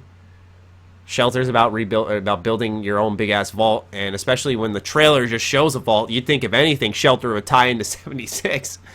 Fuck, you're right. That's a question that's just you can't answer. Yeah, it can't be too similar. Otherwise, you're like, why would I play the mobile game when I can play the game? Mm-hmm. I suppose like public transport and stuff. Yeah. But even then, last time I went on an airplane, I'm like, oh, play Fallout Shelter. It's like, no, you need to be online. I'm like, oh. That sucks. You bastard. Where are we flying to? That's the other thing I'm worried about, Fallout 76 being online. Dude, Australian internet. No way. Oh, yeah, fuck, yeah, you got an issue. Yeah. Sometimes I'll click on a picture on Facebook, and it just doesn't load. I'm like, right, you're struggling with a Facebook picture. You make fucking meaty videos. Like, how long does it, like, a general 15-minute video take for you to upload? A couple of hours, easy. Oh. Dude, I uploaded a 84-minute video. It took like 40 hours to upload. Oh my god. Oh my god. Because you've commented on my videos before, and you're like, damn you and your American internet. And I'm just like...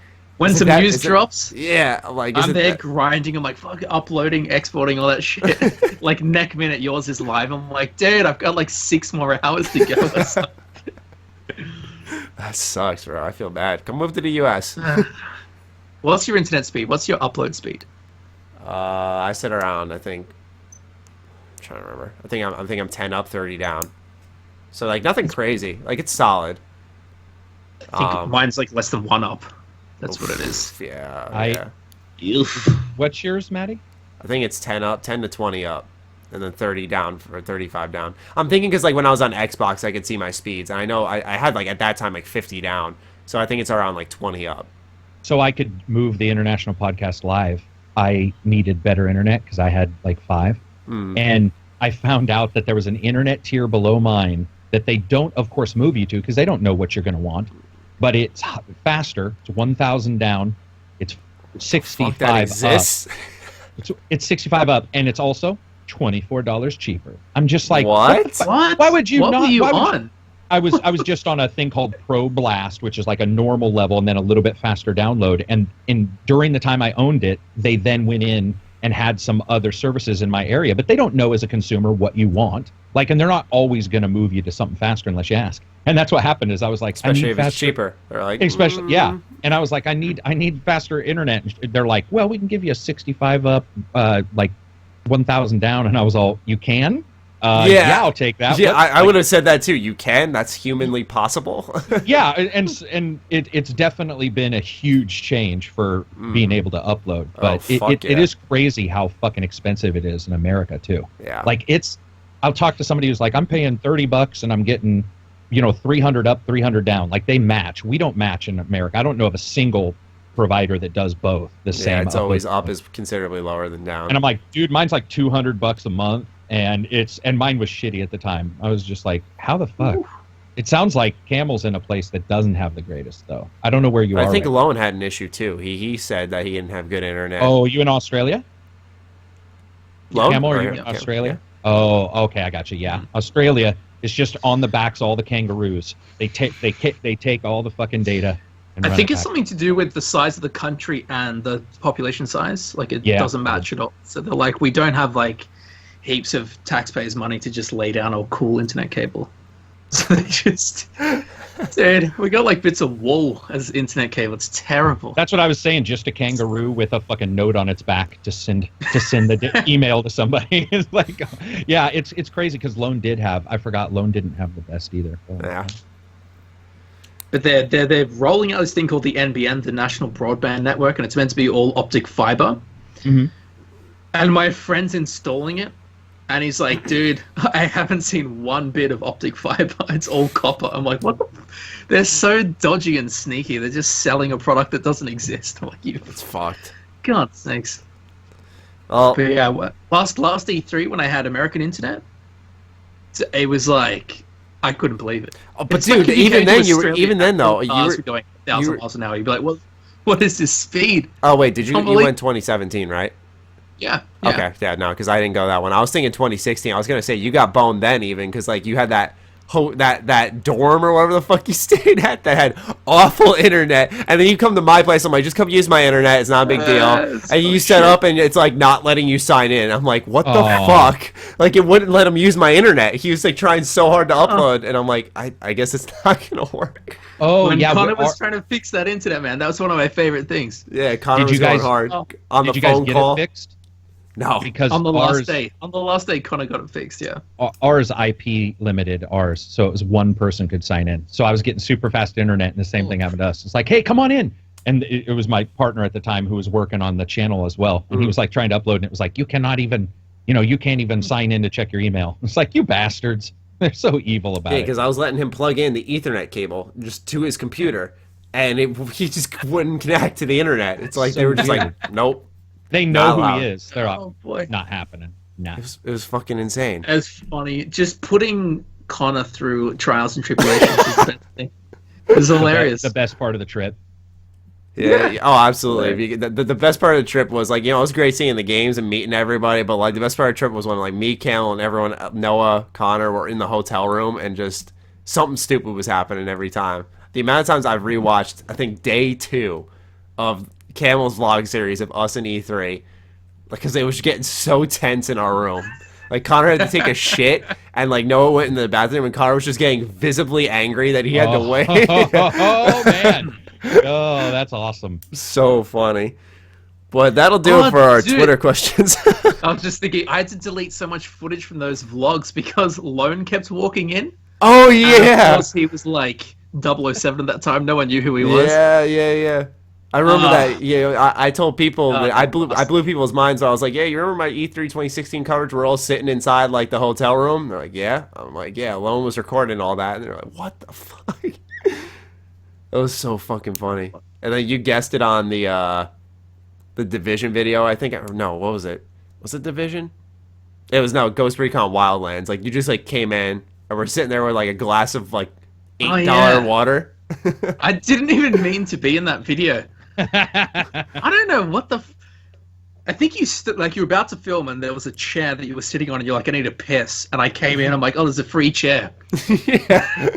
And then Noah said something about the game you meant to be talking about, and I'm like, so what do you think of it, Noah? And then apparently that was just the intro of the video. Noah was on his phone for like the first take talking to his girlfriend. I was just like, hey Noah, how about you fucking put your phone down? We're trying to record. We are professionals, people. How about these 3 days we paid for a hotel room? You just stick with us. How about that?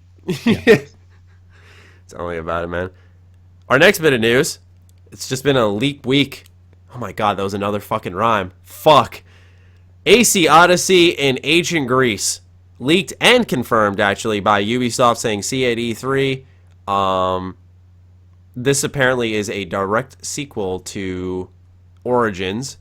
Ubisoft had clarified that because apparently there was talks that it was going to be before Origins, which I had an explosion before this podcast. I was like, what the fuck? Like, you just rebooted. How are you going to go? Time doesn't matter. They're like, yeah, we're going to tell the origin story of the Assassins. And guess what? We're going before that where you didn't even know what the fuck you were doing. It's like, okay, so what's going on in ancient Greece? How do you guys feel about going here and not feudal Japan? Oh. Because I'm sick of this shit, Ubisoft. I've never even looked at an Assassin's Creed game, so... Oh, fuck. Really? Why is... Yeah, legit. I don't know. I'm more interested... Because I played Morrowind for 12 years straight, that's why. Yeah. Oh, dear God. Man, I didn't even expect that question. Is it... yeah, Japan would have been great, for sure. I don't remember, Maddie. I gave it a wait because I had a lot of bugs and some issues with combat. What did you rate? I said wait. I said wait for a little markdown. Yeah, a little markdown. So I think they fixed a lot in Origins, though. And so I'm excited to see this new one. I would have rather seen Japan, but at the same time, it's weird. It's sort of already done for me because we've talked about Japan so much. Like, wouldn't it be cool if? And it's like, so I don't know if they would have been able to keep up with my expectations. So I'm pretty okay with what they did. They even cock teased. They did like a comic of a World War Assassin's Creed, and I'm like, that would be fucking awesome too. Why are you making a comic about that? What's the most recent Assassin's Creed, like in terms of history?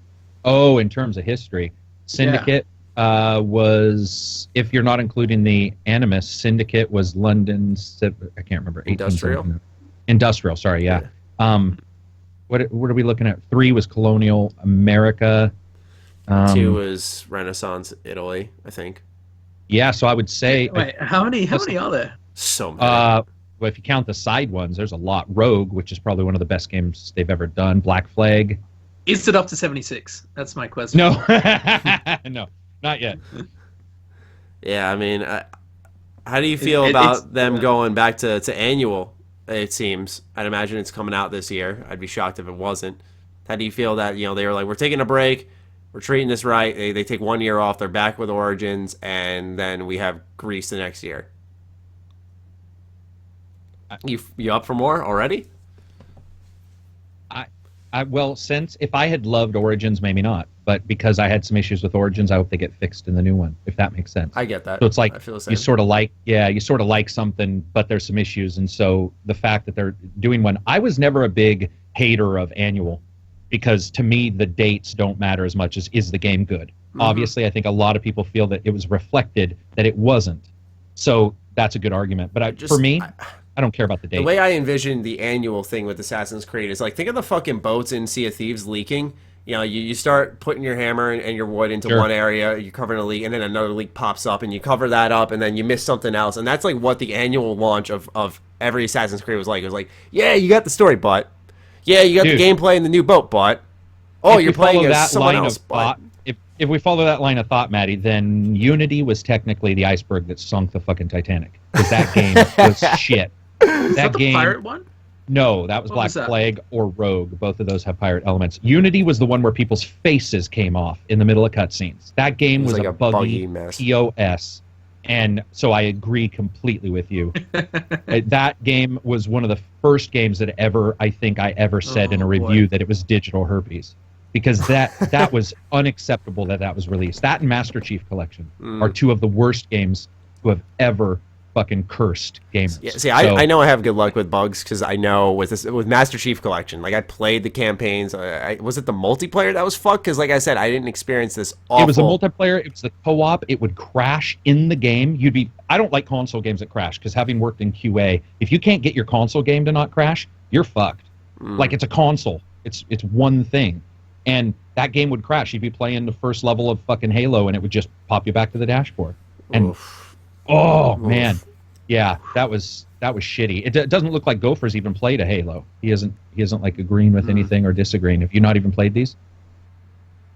Gopher? What did you say? I heard Gopher? No. Yeah. Oh, sorry, not Gopher. I was so confused. I'm like, sorry, I'm looking at my Discord and like, somebody's contacted me. Have you played any of the Halo games? Someone else's podcast. So I apologize. Have you played any of the Halo games? I played heaps of Halo 2. Because I've got a younger brother, and my best friend, who was also my neighbor, had a younger brother. We used to play 2v2.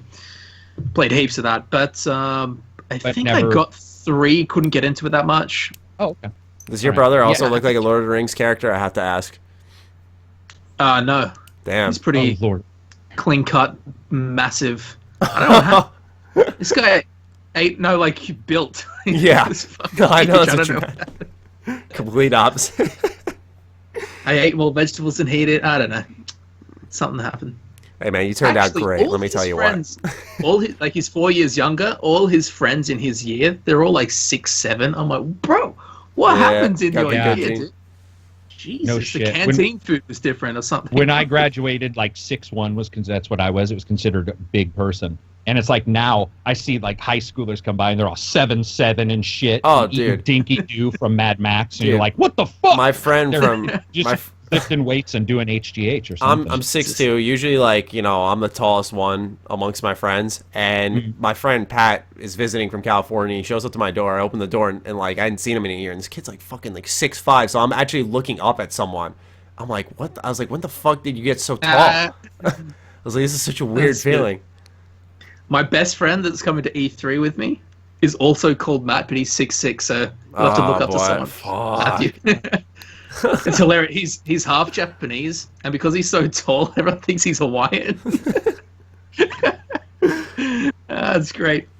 What do you think they're gonna amend in Assassin's Creed Odyssey, Karak?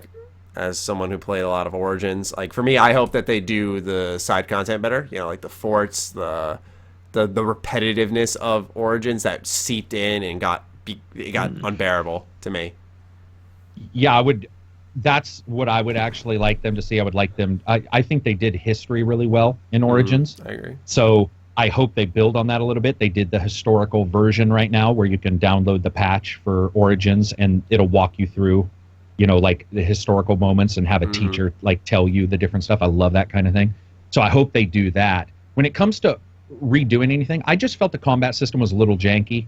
It was an improvement on the original, and it wasn't the hit Y to succeed bullshit Batman combat that has become so popular.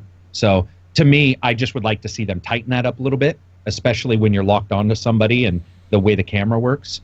Other than that, man, Origins, when you ride your horse out into the desert and have a hallucination and you don't know at first because no one's told you, you know, it is one of the coolest moments in games. And so I hope they continue to do different things like that aren't necessarily world shattering, but are just like, you know, solidify the fiction a little bit more for the gamer. That was fucking awesome. So that's my big hope as we see that kind of stuff. The tech in that game was really impressive. Some of the It was stuff they insane. did, the lighting, it was ridiculous at times what they were doing with it. So I imagine with all that in place, they can really focus on the gameplay stuff. All right, so fingers crossed. Yeah. And you said in the post that confirmed like, oh, it's a sequel. You said multiple protagonists. Yeah, so multiple protagonists and choosable narrative. So you will no longer be the guy who's just standing there saying exact things. This goes along Ubisoft, who's pushed you're going to have your own story. So it sounds like they're breaking off even more from Bayek and some of his stuff and being more like, okay, you can have. It So I sounds guess like Far Cry 5, like the story's the same, It but how sounds you like tackle it. Yeah, and then the different narrative is going to be really interesting. Like, how do they pull it off? Because Mass Effect pulled off interrupting pretty well, but what I want is a narrative that I can engage with that isn't just reading a sentence. Like, I don't like it when it's those weird scenes where you talk to somebody and they're like, "Hello, my name is John, and I sell shit," and you're like, "Would you like to?" Or, "I would like to see your shit," and the guy's like, "Let me show you my shit." And you're all, "For fuck's sakes, write your sentences better." So my hope is that they make it so that when you go in as a female, male character, I don't know what they're going to offer. When you go in there, once again, like I talked about with Fallout 76, where they integrate you. I want to be integrate. Like, if I look different, I want them to say that. I want them to be like, you know, Hey, comment funny about outfit. my armor. Yeah. Yeah, funny. Or when you're naked in Morrowind and the guy's like, "Put some clothes on." You're all, "No," and then you sell him your hat and he puts it on. So yeah, I can't wait, man. I'm excited to see it. I'm okay with it being, you know, soon. Okay. Yeah. I mean, I feel the same. I'm on the fence about it. Like, based off the way this fall's stacking up, I don't know if I'm going to squeeze in an Assassin's Creed. I really don't. Yeah. Not because I don't want to, but just because out of priorities, I'm looking at Spider-Man. I'm looking at Red Dead, maybe Spider-Man, Fallout. all about I'm looking Spider-Man. at Kingdom What Hearts. months of the year is fall for you guys? Is it like September? September through when does December? Where does winter exactly start? I'm gonna go just say the September through December period. That's pretty much us. Because I forgot. Okay. Yeah, your shit's flipped. So you guys are in winter.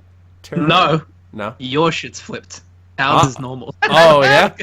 Oh yeah. Battle. Oh man, I just got fucking told. All right. Battle of the season. Tell me what real weather's about. What's it like over there?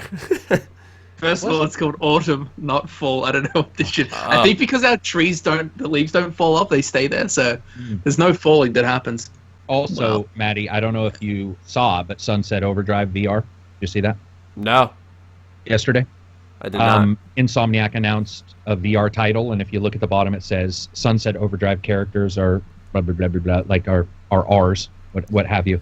So people are trying to figure out what kind of VR title. Will it be, a battle game where it's the Sunset Overdrive characters? I hope they do a sequel to that game.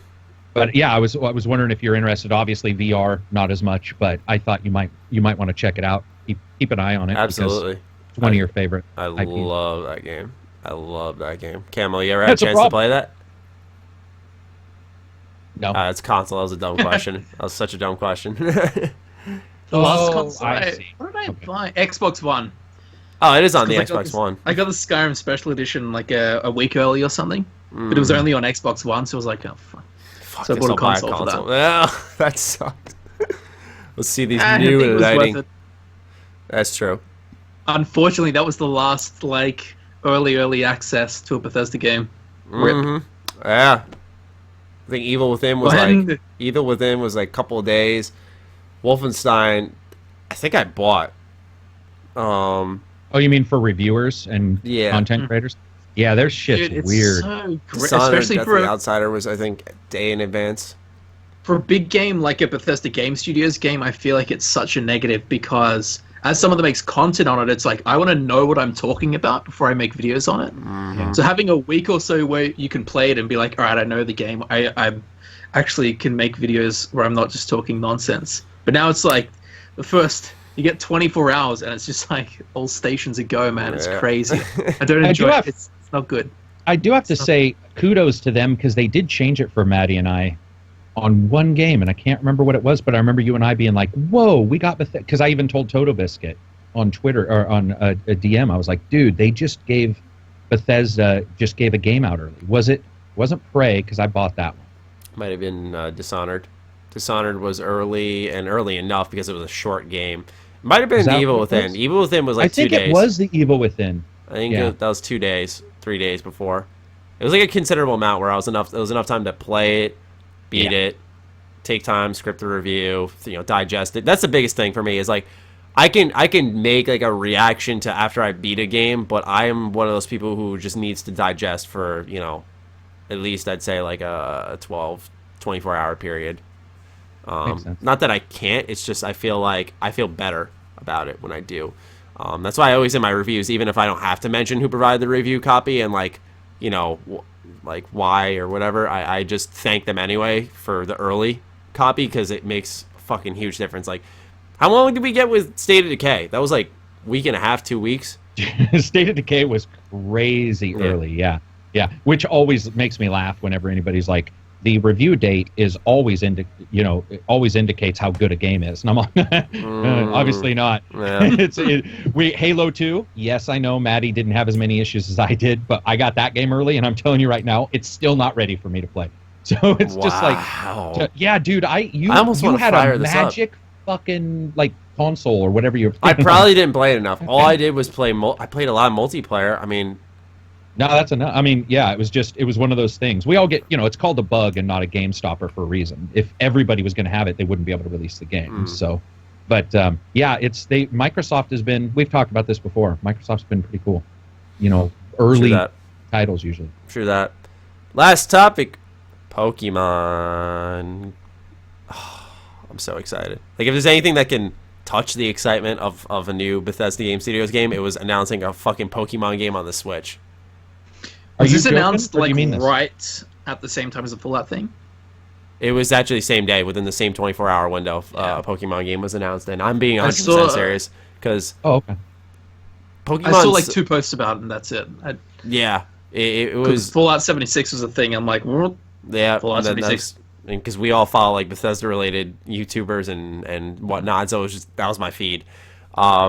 Yeah, with Pokemon though, for me, it's like I did not care about. I love Pokemon, but I didn't care about it until Sun and Moon came out again. Mm-hmm. Like I went through a stretch between, I'd say, like Emerald and X and Y, where I was just like, all right, I don't really care about this series. Like I know a lot of people like Black and White and Black and White too, but I did not. I didn't even bother playing the second Black and White because I didn't like the first one. But yeah, like once I got around to playing Sun and Moon, I mean that reignited my excitement for the franchise, and now seeing like we're going back to the Kanto region, kind of remaking Pokemon Yellow. I mean, they're gonna tap and go. Like I re-downloaded Pokemon Go just to have the people I can put into the game. I'm so excited. I'm really looking forward to it, and especially what are they doing with Pokemon Go? You can like take the Pokemon on your phone. I don't know if they'll like join your party or not, because you see people like transfer them from their phone to the game, and they appear in this park, and they're like physically there walking around and doing shit, and it's awesome. I don't know if that means you can like take them and put them in to your party and go fight other trainers with them, but the fact that like they're rewarding people who are going out catching them, I signed into my old account and like I still had 100 or so I caught. And it was like, oh, sweet, I can like put these all in the Switch game when it comes out. Right. That game fucked up my YouTube channel for like 2 weeks until I played for like 2 weeks straight. Pokemon Go, yeah. Really? Oh, man. Yeah. I fucking... Dude, a bunch of friends of myself, man. There's this massive park like 20 minutes away, and we just went there. It was just full of like 1,000 people every day. That's awesome. I bought like down streets. Dude, there was a thing in the city in Sydney. They had to delete like 3 Pokestops all next to each other. Dude, they were like riots on the street. It was crazy. Insane. Like hockey hooligans or whatever they're called. Yeah, that's awesome. I love that though. I mean, that's excitement for the game, and it's still pretty popular. But like after seeing them connected to, I'm most excited. And Karak, I feel like you might share this sentiment about the co-op in Pokemon. I thought that was awesome to see. The battling with your friend next to you, and the arena became wider. They didn't really change the combat like I had expected. I was like, oh, they're probably gonna try to make like more of a fighting game almost. But they're keeping it strategic, which I'm totally fine with. It's just, it looks so good in so many ways. I cannot wait. So you've only played Pokemon Go, Camel? Most recently, yeah. I think before that was like Ruby. That's a good choice. Emerald and Ruby was I don't even know what the same time period. I don't even know what decade that was. Emerald, Ruby, Sapphire were the same time period. Was that after Crystal, Silver, Gold? Yeah, that was after. Yeah. Because I played Pokemon Snap. Anybody play Pokemon Snap? I play a little bit of that. Yeah, I don't understand the appeal of that. Me neither. I liked it, but I couldn't tell you why. Wait, a modern one? No, that was N64, wasn't it? Yeah, you just walk around and take pictures of them. And my friend Brian is like obsessed with it. He's like, it's so fun. And like I'm sitting there in his basement. We're playing it. Like this is like a couple months ago. We're playing it. I'm like, okay, we're taking pictures. So I look at him like, is this it? He's like, what the fuck? Like he was like dumbfounded. He was like, why the fuck? Why are you asking if this is it? This is great. I'm like, I mean, yeah, it's like a cool concept. I think this would be a mini game in like another Pokemon game or something like that, not its own full-fledged thing. You remember all those tiny things you had to do? You had to chuck like cans of energy drink into like volcanoes, and a Charizard would come out. Really? It sounds like I hated that, man. That's awesome. That's fascinating. You I sit didn't there for even an know about hour that. resetting a level, and at the end, there's like some Pokemon you can make come out of the grass if you hit the right blade of grass 8 times with an apple. Just goofy shit. That sounds awful. Yeah, exactly. That sounds like I'm trying to break the game, not like actually complete an objective. You get hooked to though. You sit there for 6 hours. You're like, I want to die, but I can't stop this. This is terrible. Fuck. Well, that'll conclude all we have for this show, unless we got anything else to add. Shakes his head no. I do got to say one thing. We're here. I do have to say congratulations to Matty. Channel's doing fucking awesome. Oh, that was cool to see. Yeah, it was awesome. I can't remember. I was in Social Blade. That's what it was. And because I had seen your subscribers go up, and I was like, well, let's check Social Blade to see how he's doing. It was like, holy fucking shit!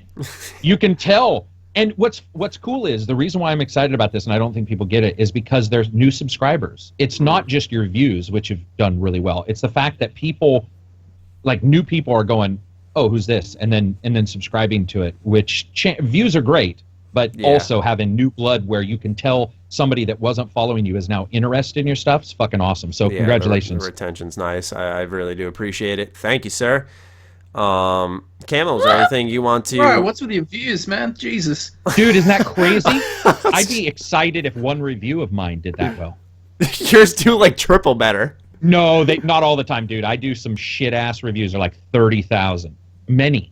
The big ones. Well, true. Do well. You, like I said, yours are different in the way where you got to beat the game, and that could be like a 20-hour investment for something that gets like 30,000 views. Unless it's State of Decay, you can't beat it. You just keep killing survivors. It's like, all right, I've seen enough. Congratulations, man. It's fucking awesome to see, and it's so cool because you're gonna have the announcements. Might be 2 games. If it's 2, Mr. Matty will be exhausted. He'll probably collapse on a live podcast. So stay tuned. Oh yeah, dude. Because here's the thing is like I'm at that point of busyness where like my pretty much I call him my little brother. He like had his prom today. I was like, fuck, I really want to nap today. I'm so tired. And I'm like, I gotta recreate this because he came to my senior prom and like we took a picture. I was like, I gotta recreate the moment for him. Cool. And so I was just like, fuck, I want to nap though. So yeah, if they announce the second game, I probably will never sleep again for the next like 6 months. Which will be great, and I'm sure Camel's right there with me already. All you need is some. I've already started, bro. Yeah, dude, I'm trying to preserve my body for E3. That's the thing. Like, I'm trying to have some energy for the fucking week where I'm gonna be up like all hours.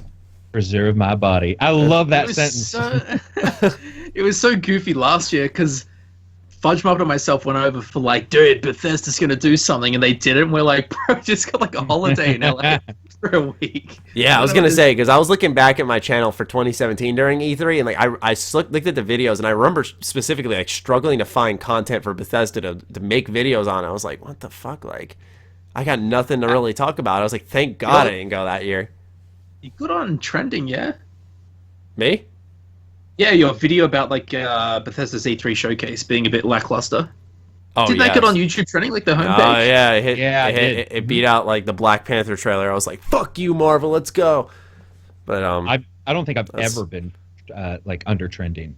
I don't know how it works because those videos were being outviewed, or my video was being outviewed by, like, everyone's. I don't know how trending works.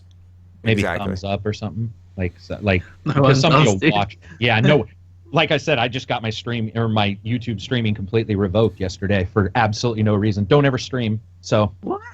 Why? Yeah, I streamed for the first time the other day, and I was doing a test stream, and I accidentally went. It was the most like stereotypical fuck up. I went live publicly without fucking realizing that it was public. So I'm like looking up fucking music and shit, and I'm like trying to find it. Background on your We watched that and talked about it. That was awesome. Yeah, I'm just like firing up music. I'm like testing it. So dangerous, man. Dude. Yeah, you could have bad times. No, I have no clue. I was getting ready for the international podcast and was like, oh, I should go in and look at the streaming section. I go in and it's like, your streaming's been revoked. So I emailed them. I'm all, I have no clue. Why the fuck would you? I never stream. They're like, they sent me the FAQ as the answer that says, here's why. And I'm like, no, I know why, but I didn't do anything. And they're like, yeah, thank you. In August 28th of this year, it'll be live. And I was like, no, I'm going to Twitch. Sorry. So I just moved everything to Twitch. That's insane. I hate the level of Illuminati shit with YouTube. Yeah. As they sacrifice it's so them. real. Like, whenever you see YouTubers complaining about YouTube, it's real, man. Yeah, dude. Like the other day when they were just like trying to see how like if they change the sub boxes to kind of what Instagram does, and I was just like, I laughed. I wasn't even mad. I was like, dude, this is exactly. People wake up and just go, yeah, this is a good idea. Or what we have to change something to say we're doing our job, so we'll change this even though it doesn't need to be changed, and it just gets fucking worse. It's like, how can we fuck this up as horribly as humanly possible? Oh, this looks nice. All right, let's ruin it, and then we'll fix it again. It's the lack of like you get to speak to another human that doesn't exist. Yes, I had a video that were like, the tags are misleading. Remove the misleading tags or the video will be deleted forever.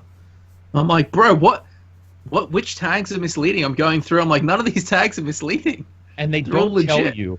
And the person I have, the spokesman, TV, put me in contact with him because my channel's demonetized, and he was like, "All right, I'll help you out, blah blah blah." So I get a hold of this person. I start talking to him, and no lie, their response was just to continue pasting the FAQ in, and I was like, "No, that's not an answer. I'm the one who asked that question. I need to actually I need to know what's wrong." And they're all, "Yeah, something's wrong. So if you could fix that." And I was just like, okay, I've no fucking clue what's happening ever on their site. With Twitch, it's not much better, but at least their shit just, most of the time I know why I got banned. Like, if you get banned from Twitch, they'll usually tell you, or if you have weirdness. And they give you like a personalized. They give you a personalized, and they don't response, randomly just go, "Hey, we've decided to fuck up all videos and change how everything is done." And you're like, why? That's another thing. I would love to know why. If you just said it's impacting this or that, great. They never say that, ever. They're just, like Maddie said, it's like somebody wakes up and is like, "Fuck, A button," and you're all, "What? Why?" It's crazy, man. It's literally like, to keep their jobs, they ruin things so they can fix them. that is awesome tinfoil right there. You. It's probably true. No, dude, dog, it's tinfoily. When the adpocalypse happens, right? I took a screenshot of my like all my analytics without the numbers, but it was like watch time went up, views went up, and the revenue just went. Oh yeah. And I screenshot that and I sent that to a dude at Google, and I'm like, "What happened? What has happened here?" And he's like, "I can't see anything out of the ordinary here." I'm like, "Bro, how about this is totally normal, and the revenue doing this? Your channel's doing excessively well. Fuck you though. You're not making any money off of it. Sorry." 2 + 2 does equal 1. You're like, "Not really, dude. You should probably check that." Yeah, I don't. It's definitely a weird situation. Hopefully, Mixer will continue to do, okay. Microsoft's got a huge thing at E3 for Mixer, which will be interesting to see what they push. But we need more competition, right? I mean, I think that's the. Yeah. As soon as there's a monopoly, it becomes just a disaster. Retarded. Yeah. It's so retarded. I don't even want YouTube to get taken over. I think the platform's great. I just, like you said, you just need some competition to fucking balance them out so they don't do dumbass things. Yeah. If nobody agrees with that, look at any console manufacturer who's number one by too much, and you start seeing some of the horrible decisions they'll make. And when they lose the next gen or whatever, suddenly they're, more open to things, what have you. It's any competition or any, monopoly, that is what happens. Is they don't, there's no forcing of them to do anything. They can just get away with it. What happened to you now? Does anyone know? Now? Yeah. I don't even know what that is. Wait, was that what it's called? Well, there was YouTube Gaming, which now, Jesus Christ, VidMe. That's what I'm talking about. Oh yeah, that died. Yeah. What the hell is you now? Does that exist? I don't think so. At least I haven't heard of it. I was like, is that a new one? Maybe it's like you now is a live streaming. It's a streaming thing. Anyway, from your mobile. VidMe. What happens? Because I was like, oh, this is good. I'm gonna start uploading to VidMe. I made an account. Then next week they're like, we're deleting VidMe. I'm like, oh, good. Yeah. Great. The thing is that what YouTube does probably costs an insane amount of money, and it's hard to just it's probably just hard to start up and compete. Yeah, I think like storage servers. Oof. Yep. Look at Amazon. That's the plan. Is that Amazon at some point will start offering that. Lazy Game Room, I think. Didn't they move to Amazon? There's a couple big YouTubers doing that. I think you have to be nicer looking than like. I don't think my bearded mug would be able to do an Amazon show. But I think Amazon is looking towards doing that and offering it. I could do it if I used one of those things that replaces your face with like a fucking anime girl. But I've got a Vault Boy mask around here somewhere. I've got one of those Zika size masks that's like too small for my head. I'll put that on and wear it for the next video. Maybe that'll work. Do you have a fat head? No, but have you seen? It's a particular video game that they were selling helmets, and Halo did this too, where they pretended it was a full-size helmet, and people got it. And I don't even know how to dude. It was the greatest thing ever. One of my friends tried to put it on, and he had to add a 6-inch extension for his skull because it was like this fucking big. Yeah, it looked like Beetlejuice or something with a shrunken head. It was fucking awesome. That's you see that in a lot of the championship editions or ultimate editions for a game. They'll be like, here's a helmet, or here's a fucking cat paw, like we got with Evil Within. I got a bunch. Oh, that's why you gotta rely on cosplayers. Evil Within. Maddie, you got those weird packages too, didn't you? No, that was Prey. Pray. I got a banana in the mail. I was like, okay, Bethesda, what the fuck is this? Evil Within, I got a box with cat paws in it. And I'm telling you right now, I did not know, because I didn't look at the name, I saw it was for me. I didn't know if it was a fucking creepy ass, like, YouTube fan. Wait a second, cat paws? What do you mean cat paws? Like literal? Like foamy, no, like furry cat paws. And then I got... That has nothing to do with the game either. What the fuck? No, dude, I got like 6 packages from them prior to getting that game for review, and each one was more frightening. My wife is like looking over my shoulder going, do we need to contact the postal service? Like, what is happening right now? It was creepy as hell. I thought you got them too, Maddie. Thank God, no, because I would have You didn't get anything from Evil Within? No, weirdest thing I got was a banana bunker. A banana, yeah, the banana. I mean, if there's bunker. one thing you associate with Evil Within, it's obviously a box of donuts, so it makes sense that I got that. You got a box of donuts? Yeah, for Evil Within. I didn't get that. Dude, they go down as the weirdest PR gifts ever. Like, one time Ubisoft, for Christmas, I'm not complaining, don't get me wrong here, by the way, ladies and gentlemen, but they sent me, it's in my car, because I'm like, I'll put it there just in case, but it's like a waterproof blanket. It's like they were just like, go the fuck outside, Matt. For what game? That doesn't it just says Ubisoft on it, and it's a blanket, and then the other side's like waterproof. I'm like, okay. When do you need a waterproof blanket? Like, legit? Are you sleeping in the rain? Yeah. I was very confused. I mean, like I said, I have it in my car just in case, like, I get stranded and I can keep myself warm and prevent rain. Wrap a body up, yeah. Yeah, like I was like, okay, but I was like, thanks for the survival tool, Ubisoft. Yeah, some of them have been really weird. Ubisoft, I don't. It's like the gift from your great aunt who loves you but doesn't really know you very well. Or remembers you from when you were 12, Maddie, and you'll love this. Yeah, maybe 10 years ago. You're right. I mean, like, because I've heard random gifts from other YouTubers. Like, they sent me a blanket, but I was talking to Fighting Cowboy. He's like, yeah, they sent me like really cool socks. I'm like, what the fuck? Like, why didn't I get socks? It's like, I got a blanket. Because you look homeless, obviously.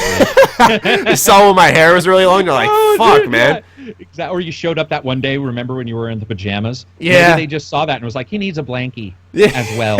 So we're sending him one of those. Oh, waterproof. Let's not forget, it's waterproof. Yeah, just in case you're sleeping in a fucking mud puddle, it's also waterproof.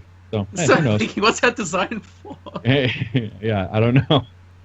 It was just very confusing. I mean, I appreciate it. Like Ubisoft does it, and Obsidian does it. Like, they'll send month or annual Christmas cards. Yeah, and I think that's always a nice touch. But like when they send the gift, it's exciting because I'm like, what the fuck am I gonna get here? And like, it's always Ubisoft who sends a gift. Ubisoft, I'm gonna ask for a mug this year. It was Bray the one time that I do remember you and I were talking on Twitter DMs, and you were like, "What the fuck, the banana?" Mm-hmm. Now I remember. And you were like, what is happening? I made a whole video about it. I was like, I just got to show you. I was like, no one's going to believe me. I just need to show you guys what I got in a box from Bethesda. It was a banana. I was like, coffee mug? I got from Prey? I got a coffee mug, but I got this huge box, and it was just full of bags of coffee beans. Yeah, I got coffee beans too. Oh, I got coffee beans too. I forgot about the coffee beans. Good. I was like, what the This might be weirder. Arma 3 was coming out, and I'm a huge Arma fan. One of my favorite PC games. And they sent me a plant. Now, I at first I was like, that was pretty cool. It's funny. So their plant is the plant was from their local area, right? Where Arma is based, or where Arma is, supposedly. But it fucking had bugs in it, killed all of our plants. We were like, what? Yeah, they sent it through, and it had like aphids on it or something. My wife didn't even think about spraying it down, and it ended up we put it by the other plants, and then like 2 days later, I'm like, what's wrong with your like roses or whatever the fuck they were? They were some pretty plant. What? Yeah, it was. You got a lawsuit on your hands, dude. Nah, they were nice about it. They were nice about it. It wasn't on purpose, but yeah, we get some weird shit, man. We should do a video like once a year at the end of the year where it's just like because it sounds like we all get different stuff sometimes. Just do a video where it's like, here's the crazy shit. Yeah, I mean, that's the thing. Is the reason I remember it and I like to talk about it is because it never happens. I just get a random package in the mail and I'm like, I didn't buy anything. Yeah, exactly. And then I see like 47 on the top left, or I see Bethesda, and I'm like, what is this? I mean, the best one I got was Lego Marvel Superheroes 2. Like, it actually came in like a legit looking box, and you open it up. there's like the game, and then there's a Lego minifigure that you can build, and it came with a comic book and like a free subscription of Marvel comics for like a month. You could get unlimited comics. I was like, fuck. Not only is this great, but I was just getting the comics. I was like, this is fucking useful. So yeah, I was all about that. Awesome. Yeah, game was great too. It was honestly a wonderful press kit. So like I said, it doesn't happen too often, but when it does, not bad. Unless you're getting coffee beans in a banana bunker, which I don't even know if I own the banana bunker. I mean, Division. Well, what did you do with the banana? Did you eat it? No, that shit was bad. No, framed. It was like I threw it out, bro. I was like, what the fuck? It should be on your wall framed. Yeah, you should put it in like my room would or reek. something. My room would Dip it in reek. that plastic or whatever that will seal it from going bad. Fucking put it on your wall. Oh my gosh. Yeah, just someone comes in my room and just you see all my, because I have all these like gaming posters. You can see them in the background. I got all these posters, and then you fucking see like a banana taped to my wall in plastic. It's like, what the fuck is that? Just a wonderful gift I got from this beautiful company. Do you have your 100,000 plaque? Is that up right somewhere? over here? You can't see it, but Mine's in the cupboard, in a box. really, You guys just come late too, like mine. Mine was a full year late. Mine I hit came. 100,000. Mine came 2 months after. 2 months. 2 months That's is pretty good. Yeah, that's pretty I good. mean, because I've heard stories of like people get 100,000 and they hit 1 million and then they get their silver plaque, and I'm like, yeah, that a sucks. little late. Yeah, that's fucking ridiculous, man. Oh no, if only I had that issue that I was growing so fast that I hit 1 million before getting the silver plate. Yeah, right. Oh shit. That's a very specific, great Yeah, situation to man. be in. Because the thing is, like, I remember someone did it and they had a video of them throwing it out. I'm like, that's still an accomplishment, dude. Like, I treasure my plaque because I'm like, I was always like, that was the dream, man, 100,000, and like you surpass it, and it's like it's always a great memory. It's like I couldn't imagine just being like, yeah, fuck it, I don't care, and throwing it out. No, Never. nah. Did you see they changed the 1 million plaque? It's now it looks weird now. I never looked. It's like a big. It's like, fuck, like that big, and it's just like a solid gold looking thing with a play button cutout thing. Sounds like it's something that'll take longer to get to me. Yeah. 2 years for me. I I don't think I'll ever reach 1 million. That's a lot of fucking subscribers. Yeah. Like I think my vision in games is insanity. just way too limited to hit 1 million. Because I'm like, I like role playing games. I don't know. Dude, You do as well as you've been doing. Who the That fuck guy knows? ESO pretty much just makes Skyrim videos. He's on like 1.3 million maybe. Oh yeah, Danny. I think his name is. Yeah. That's Maybe. awesome. That's MXR great. mods. Yeah, MXR. He was on like 1.3 and then he just got steamrolled by the demonetization, Yeah. which is unfortunate. What? Yeah. Luckily, he and his girlfriend now do like some more They did like like vlogs. vloggy kind of stuff. Yeah, That's- it is I mean- possible. It is possible to get to 1 million doing what we do. That's why it's better, I think, for people if they can to do Patreon at some point, because Oh yeah. like it removes a weird thing that can occur with YouTube, which is an almost negative reinforcement. Because if you do better, they can steal that from you, and it's even worse. Mhm. And so for me, it becomes a psychological thing of the better I do, the more I'm like, oh God, if they do this or do that. Once you do, Like you got more to lose. you got more to lose. Yeah. And Yeah. once you do a Patreon or whatever, you can just be like, okay, I know these guys are going to support me and that it's open for people to jump into. And if demonetization for no reason hits again, then it won't be as impactful. Man, Yeah. it sucked to log in, like you said. And I mean, it cratered, man. And you're looking at it going, what the fuck? Yeah, you put Everything your heart into do. a video and it's just you see a big yellow button. You're like, I wanted this to go Yeah. up today. I gotta wait it out, see if they're even going to monetize it. And then they go, no, they're not going to. It's like, fuck me. Yeah. The yeah. thing that was I- crazy to me is when it would be demonetized before it was live. You're like, how? Yeah. Mine was I've demonetized seen prior this. to the full upload, brother. Like I showed pictures of me. What? I would Before hit. it Yeah, was uploaded. Razor Fist started. How? He's the one who told everybody that it was happening, and I was like, "How could that happen?" Insane. He was hitting upload, and then about like 75% or whatever, it would be a processing or not processing. Sorry, uploading. It would be like demonetized. And I was like, "Okay, that's weird." Then mine started, and that's how my YouTube streams for the longest time were. I would type in a name to the YouTube stream to just name it. I haven't hit it play, and it'd be like demonetized. You know, okay, I guess this entire stream that I'm going to do in 2 hours is already demonetized because they can read the content I'm going to do. There was some weird shit going on for a long time with that. I think it was just the bot going crazy. I think it was a bug or something. Yeah, it's weird though because there's such a lack of consistency. Oh, very much. Yeah. Very Like much. some channels where you're like, this is so against their rules. Fine. Yep. There's a girl in Melbourne, in Australia here called Deligracy. She does Sim stuff, like PG rated, talking about dogs in Sims. Everything demonetized. Everything. I'm like, bro, Wow. why? What's going That's on? weird. Yeah. It's Yeah, too it really bad. plagued her for a while. I mean, that's what people said about me when I was like, yo, I got slammed with demonetization. They're like, why? You just talk about games and barely, like at the time at least, I was like, you barely curse. I was like, fuck if I know.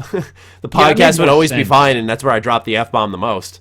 It's like, all right. That is true, yeah. And at the moment I came on, I joked with you. I was like, great, all your podcasts are going to be demonetized because I can't stop from making a Jenna Hayes joke every 30 seconds. It is weird, though, in the reviews. I'll make a porn joke or Jenna Hayes joke, and that one won't get demonetized. The one where I try to, like, curb it a little bit because it's a Lego or something, it will get demonetized. And it's so confusing. You just be like, why? What's wrong with this one game?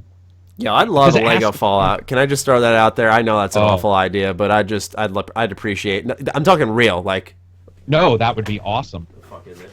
Did you say a Lego Fallout? Is what I heard. Like, Yeah, give me he said he'd love to see a Lego build a Fallout thing. Let me build. Oh, I thought you meant the game. I thought you meant a Lego. I don't know game how that that's works. based on Fallout. I mean, they have enough characters in the universe; it'd be interesting. But no, just like Lego Fallout. Gotcha. That's just a child in me speaking, though. I want a role-playing game, guys. Don't get me wrong. I'm for the people. All right. Anyway, let's wrap this up. Camel, it was a blast. I'll be seeing you in like a week and a half, so that'll be great. Yeah, it's gonna be fun, man. Yeah. Shame you're not coming, Karak. Yeah, I guess I'm gonna have to start going. If you guys are all gonna go all the time, then I'll fucking go. I'll go, and Maddie will be like, I'm not going. Yeah, I'll be like, yeah, Karak, sorry. Yeah, like last year. Yeah, last year I made a good choice though. I was like, I'm not feeling it, and I don't think it's gonna be that good. And it was like dog shit. I was like, okay. Yeah. I think you guys are in for some treats because we already know some fucking huge stuff that's going to be shown. It's going to be. This is a big E3, despite what people originally thought. So yeah, it'll be. I'm jealous. What do we got for a hashtag? Camel, we're gonna put the pressure on you. Usually every week we end the podcast with a hashtag, so people can let us know they listened this deep into the show. You're going to tell them what they have to write to let us know that they listened this deep into the show on Twitter, and they're going to tag all the handles at CamelWorks, at Jeremy Penter, and at G27Status with said hashtag. Can we do hashtag Lone Vault Wanderer? Yeah. Yeah. Let's do it. I'm good with that. I just want, in case he doesn't watch this deep, he's just like, what the Yeah. Why the fuck am I in? And then you'll have to watch it all to figure out why he's in there. Let's do it. I'm down with that. So if you got this deep into the show, I think it's the funniest thing ever. If you got this deep, send the hashtag to the handles I just listed. They're on screen. And we'll make Lone really paranoid about where the fuck that's coming from. Hashtag Lone Vault Wanderer, and maybe add a comment where you're like, "Oh my god, I can't believe you did that, man." So he's like, that's harsh. Yeah, just like, man. Damn, that's so wrong of you, Lone. Oh, yeah. No, don't do that, man. That's He's just gonna open his Twitter, see like 20 notifications. No. What the fucking hell, mate? What did I do? Like, what is Maddie talking about? Drama. We're gonna just scare Lone a little bit, and then I'll see him in a week, and I'm gonna hug him. Like, it's not a big deal. It's true. Oh, dude, he can finally be in some vlogs. Yeah, that's what I'm saying, dude. Like, because I have like a mic or a camera for interviews and what I'm gonna record on the show floor, but it's like I don't have that camera that's for like vlogging. You know, like what you had, it was on like a nice mini tripod, and it was perfect for it. Do you know how fucking awkward it is walking around a city by yourself, pointing a camera at your head? Yeah, that's why I was like, you know what, we got to group up, and if we're all holding cameras, we're just a big weird group. It's not as bad. Exactly. Weirdness with a group is not weird. Well, that's the thing is when, like, Camo, when you and I posted up outside that vault and did, like, the VR thing for Fallout 4, and we were like, here's our impressions, like, I felt comfortable because we're on the show floor, like, everyone's got cameras or mics or something out, so you're at home. But then you leave that place, and you still got the camera rolling. It's like normal people. And that's where you're just like, fuck, you know, I shouldn't have this camera out, should I? I feel The everyone worst looking was at me. between my hostel and your hotel was like 7 blocks. Oh my gosh. Every morning I've got the camera pointing at my head, walking through the center of a city. It was just like, oh God, this is the most awkward shit possible. Yeah, and especially because you just go back at like midnight. I'm like, bro, just stay at our place. And you're just like, nah, I'll be fine. I'm like, yeah, I hope you don't get jumped by like someone out there. Dude, the amount of homeless people in LA, holy shizzle my nizzle, y'all. In Sydney, if you walk through the whole city, like there's one dude. LA, man, holy crap. Yeah. I was not prepared, especially walking 7 blocks at 2 a.m. from your place to my place. I told you to stay over. You're staying. Like the evil, like some kind of zombie game. Bro, all these people are just walking around like, yeah. I'm like, oh, fuck. Anyway. Gotta be careful, too. We'll wrap up episode 158. Camel, thank you for joining us. I'll be seeing you soon, my friend. And we will catch you guys in... You know what? Are we doing an episode next week? Because... I'll be gone. No, because you'll be gone and I'll be in E3. That'll be Is that E3's Friday? Or how are we doing? Yeah, E3 starts, I think, Saturday. No, E3 starts Sunday. So no, next week we will. So we will be taking a week off then. And the following week we'll be back with a show. And we got some guests lined up that I'm still organizing at this moment in time. But they're ones that you guys should be excited about. Anyway, Camel, thank you for joining us yet again. And we will catch you guys in next week's episode. Oh, man, brother. Peace out. Peace.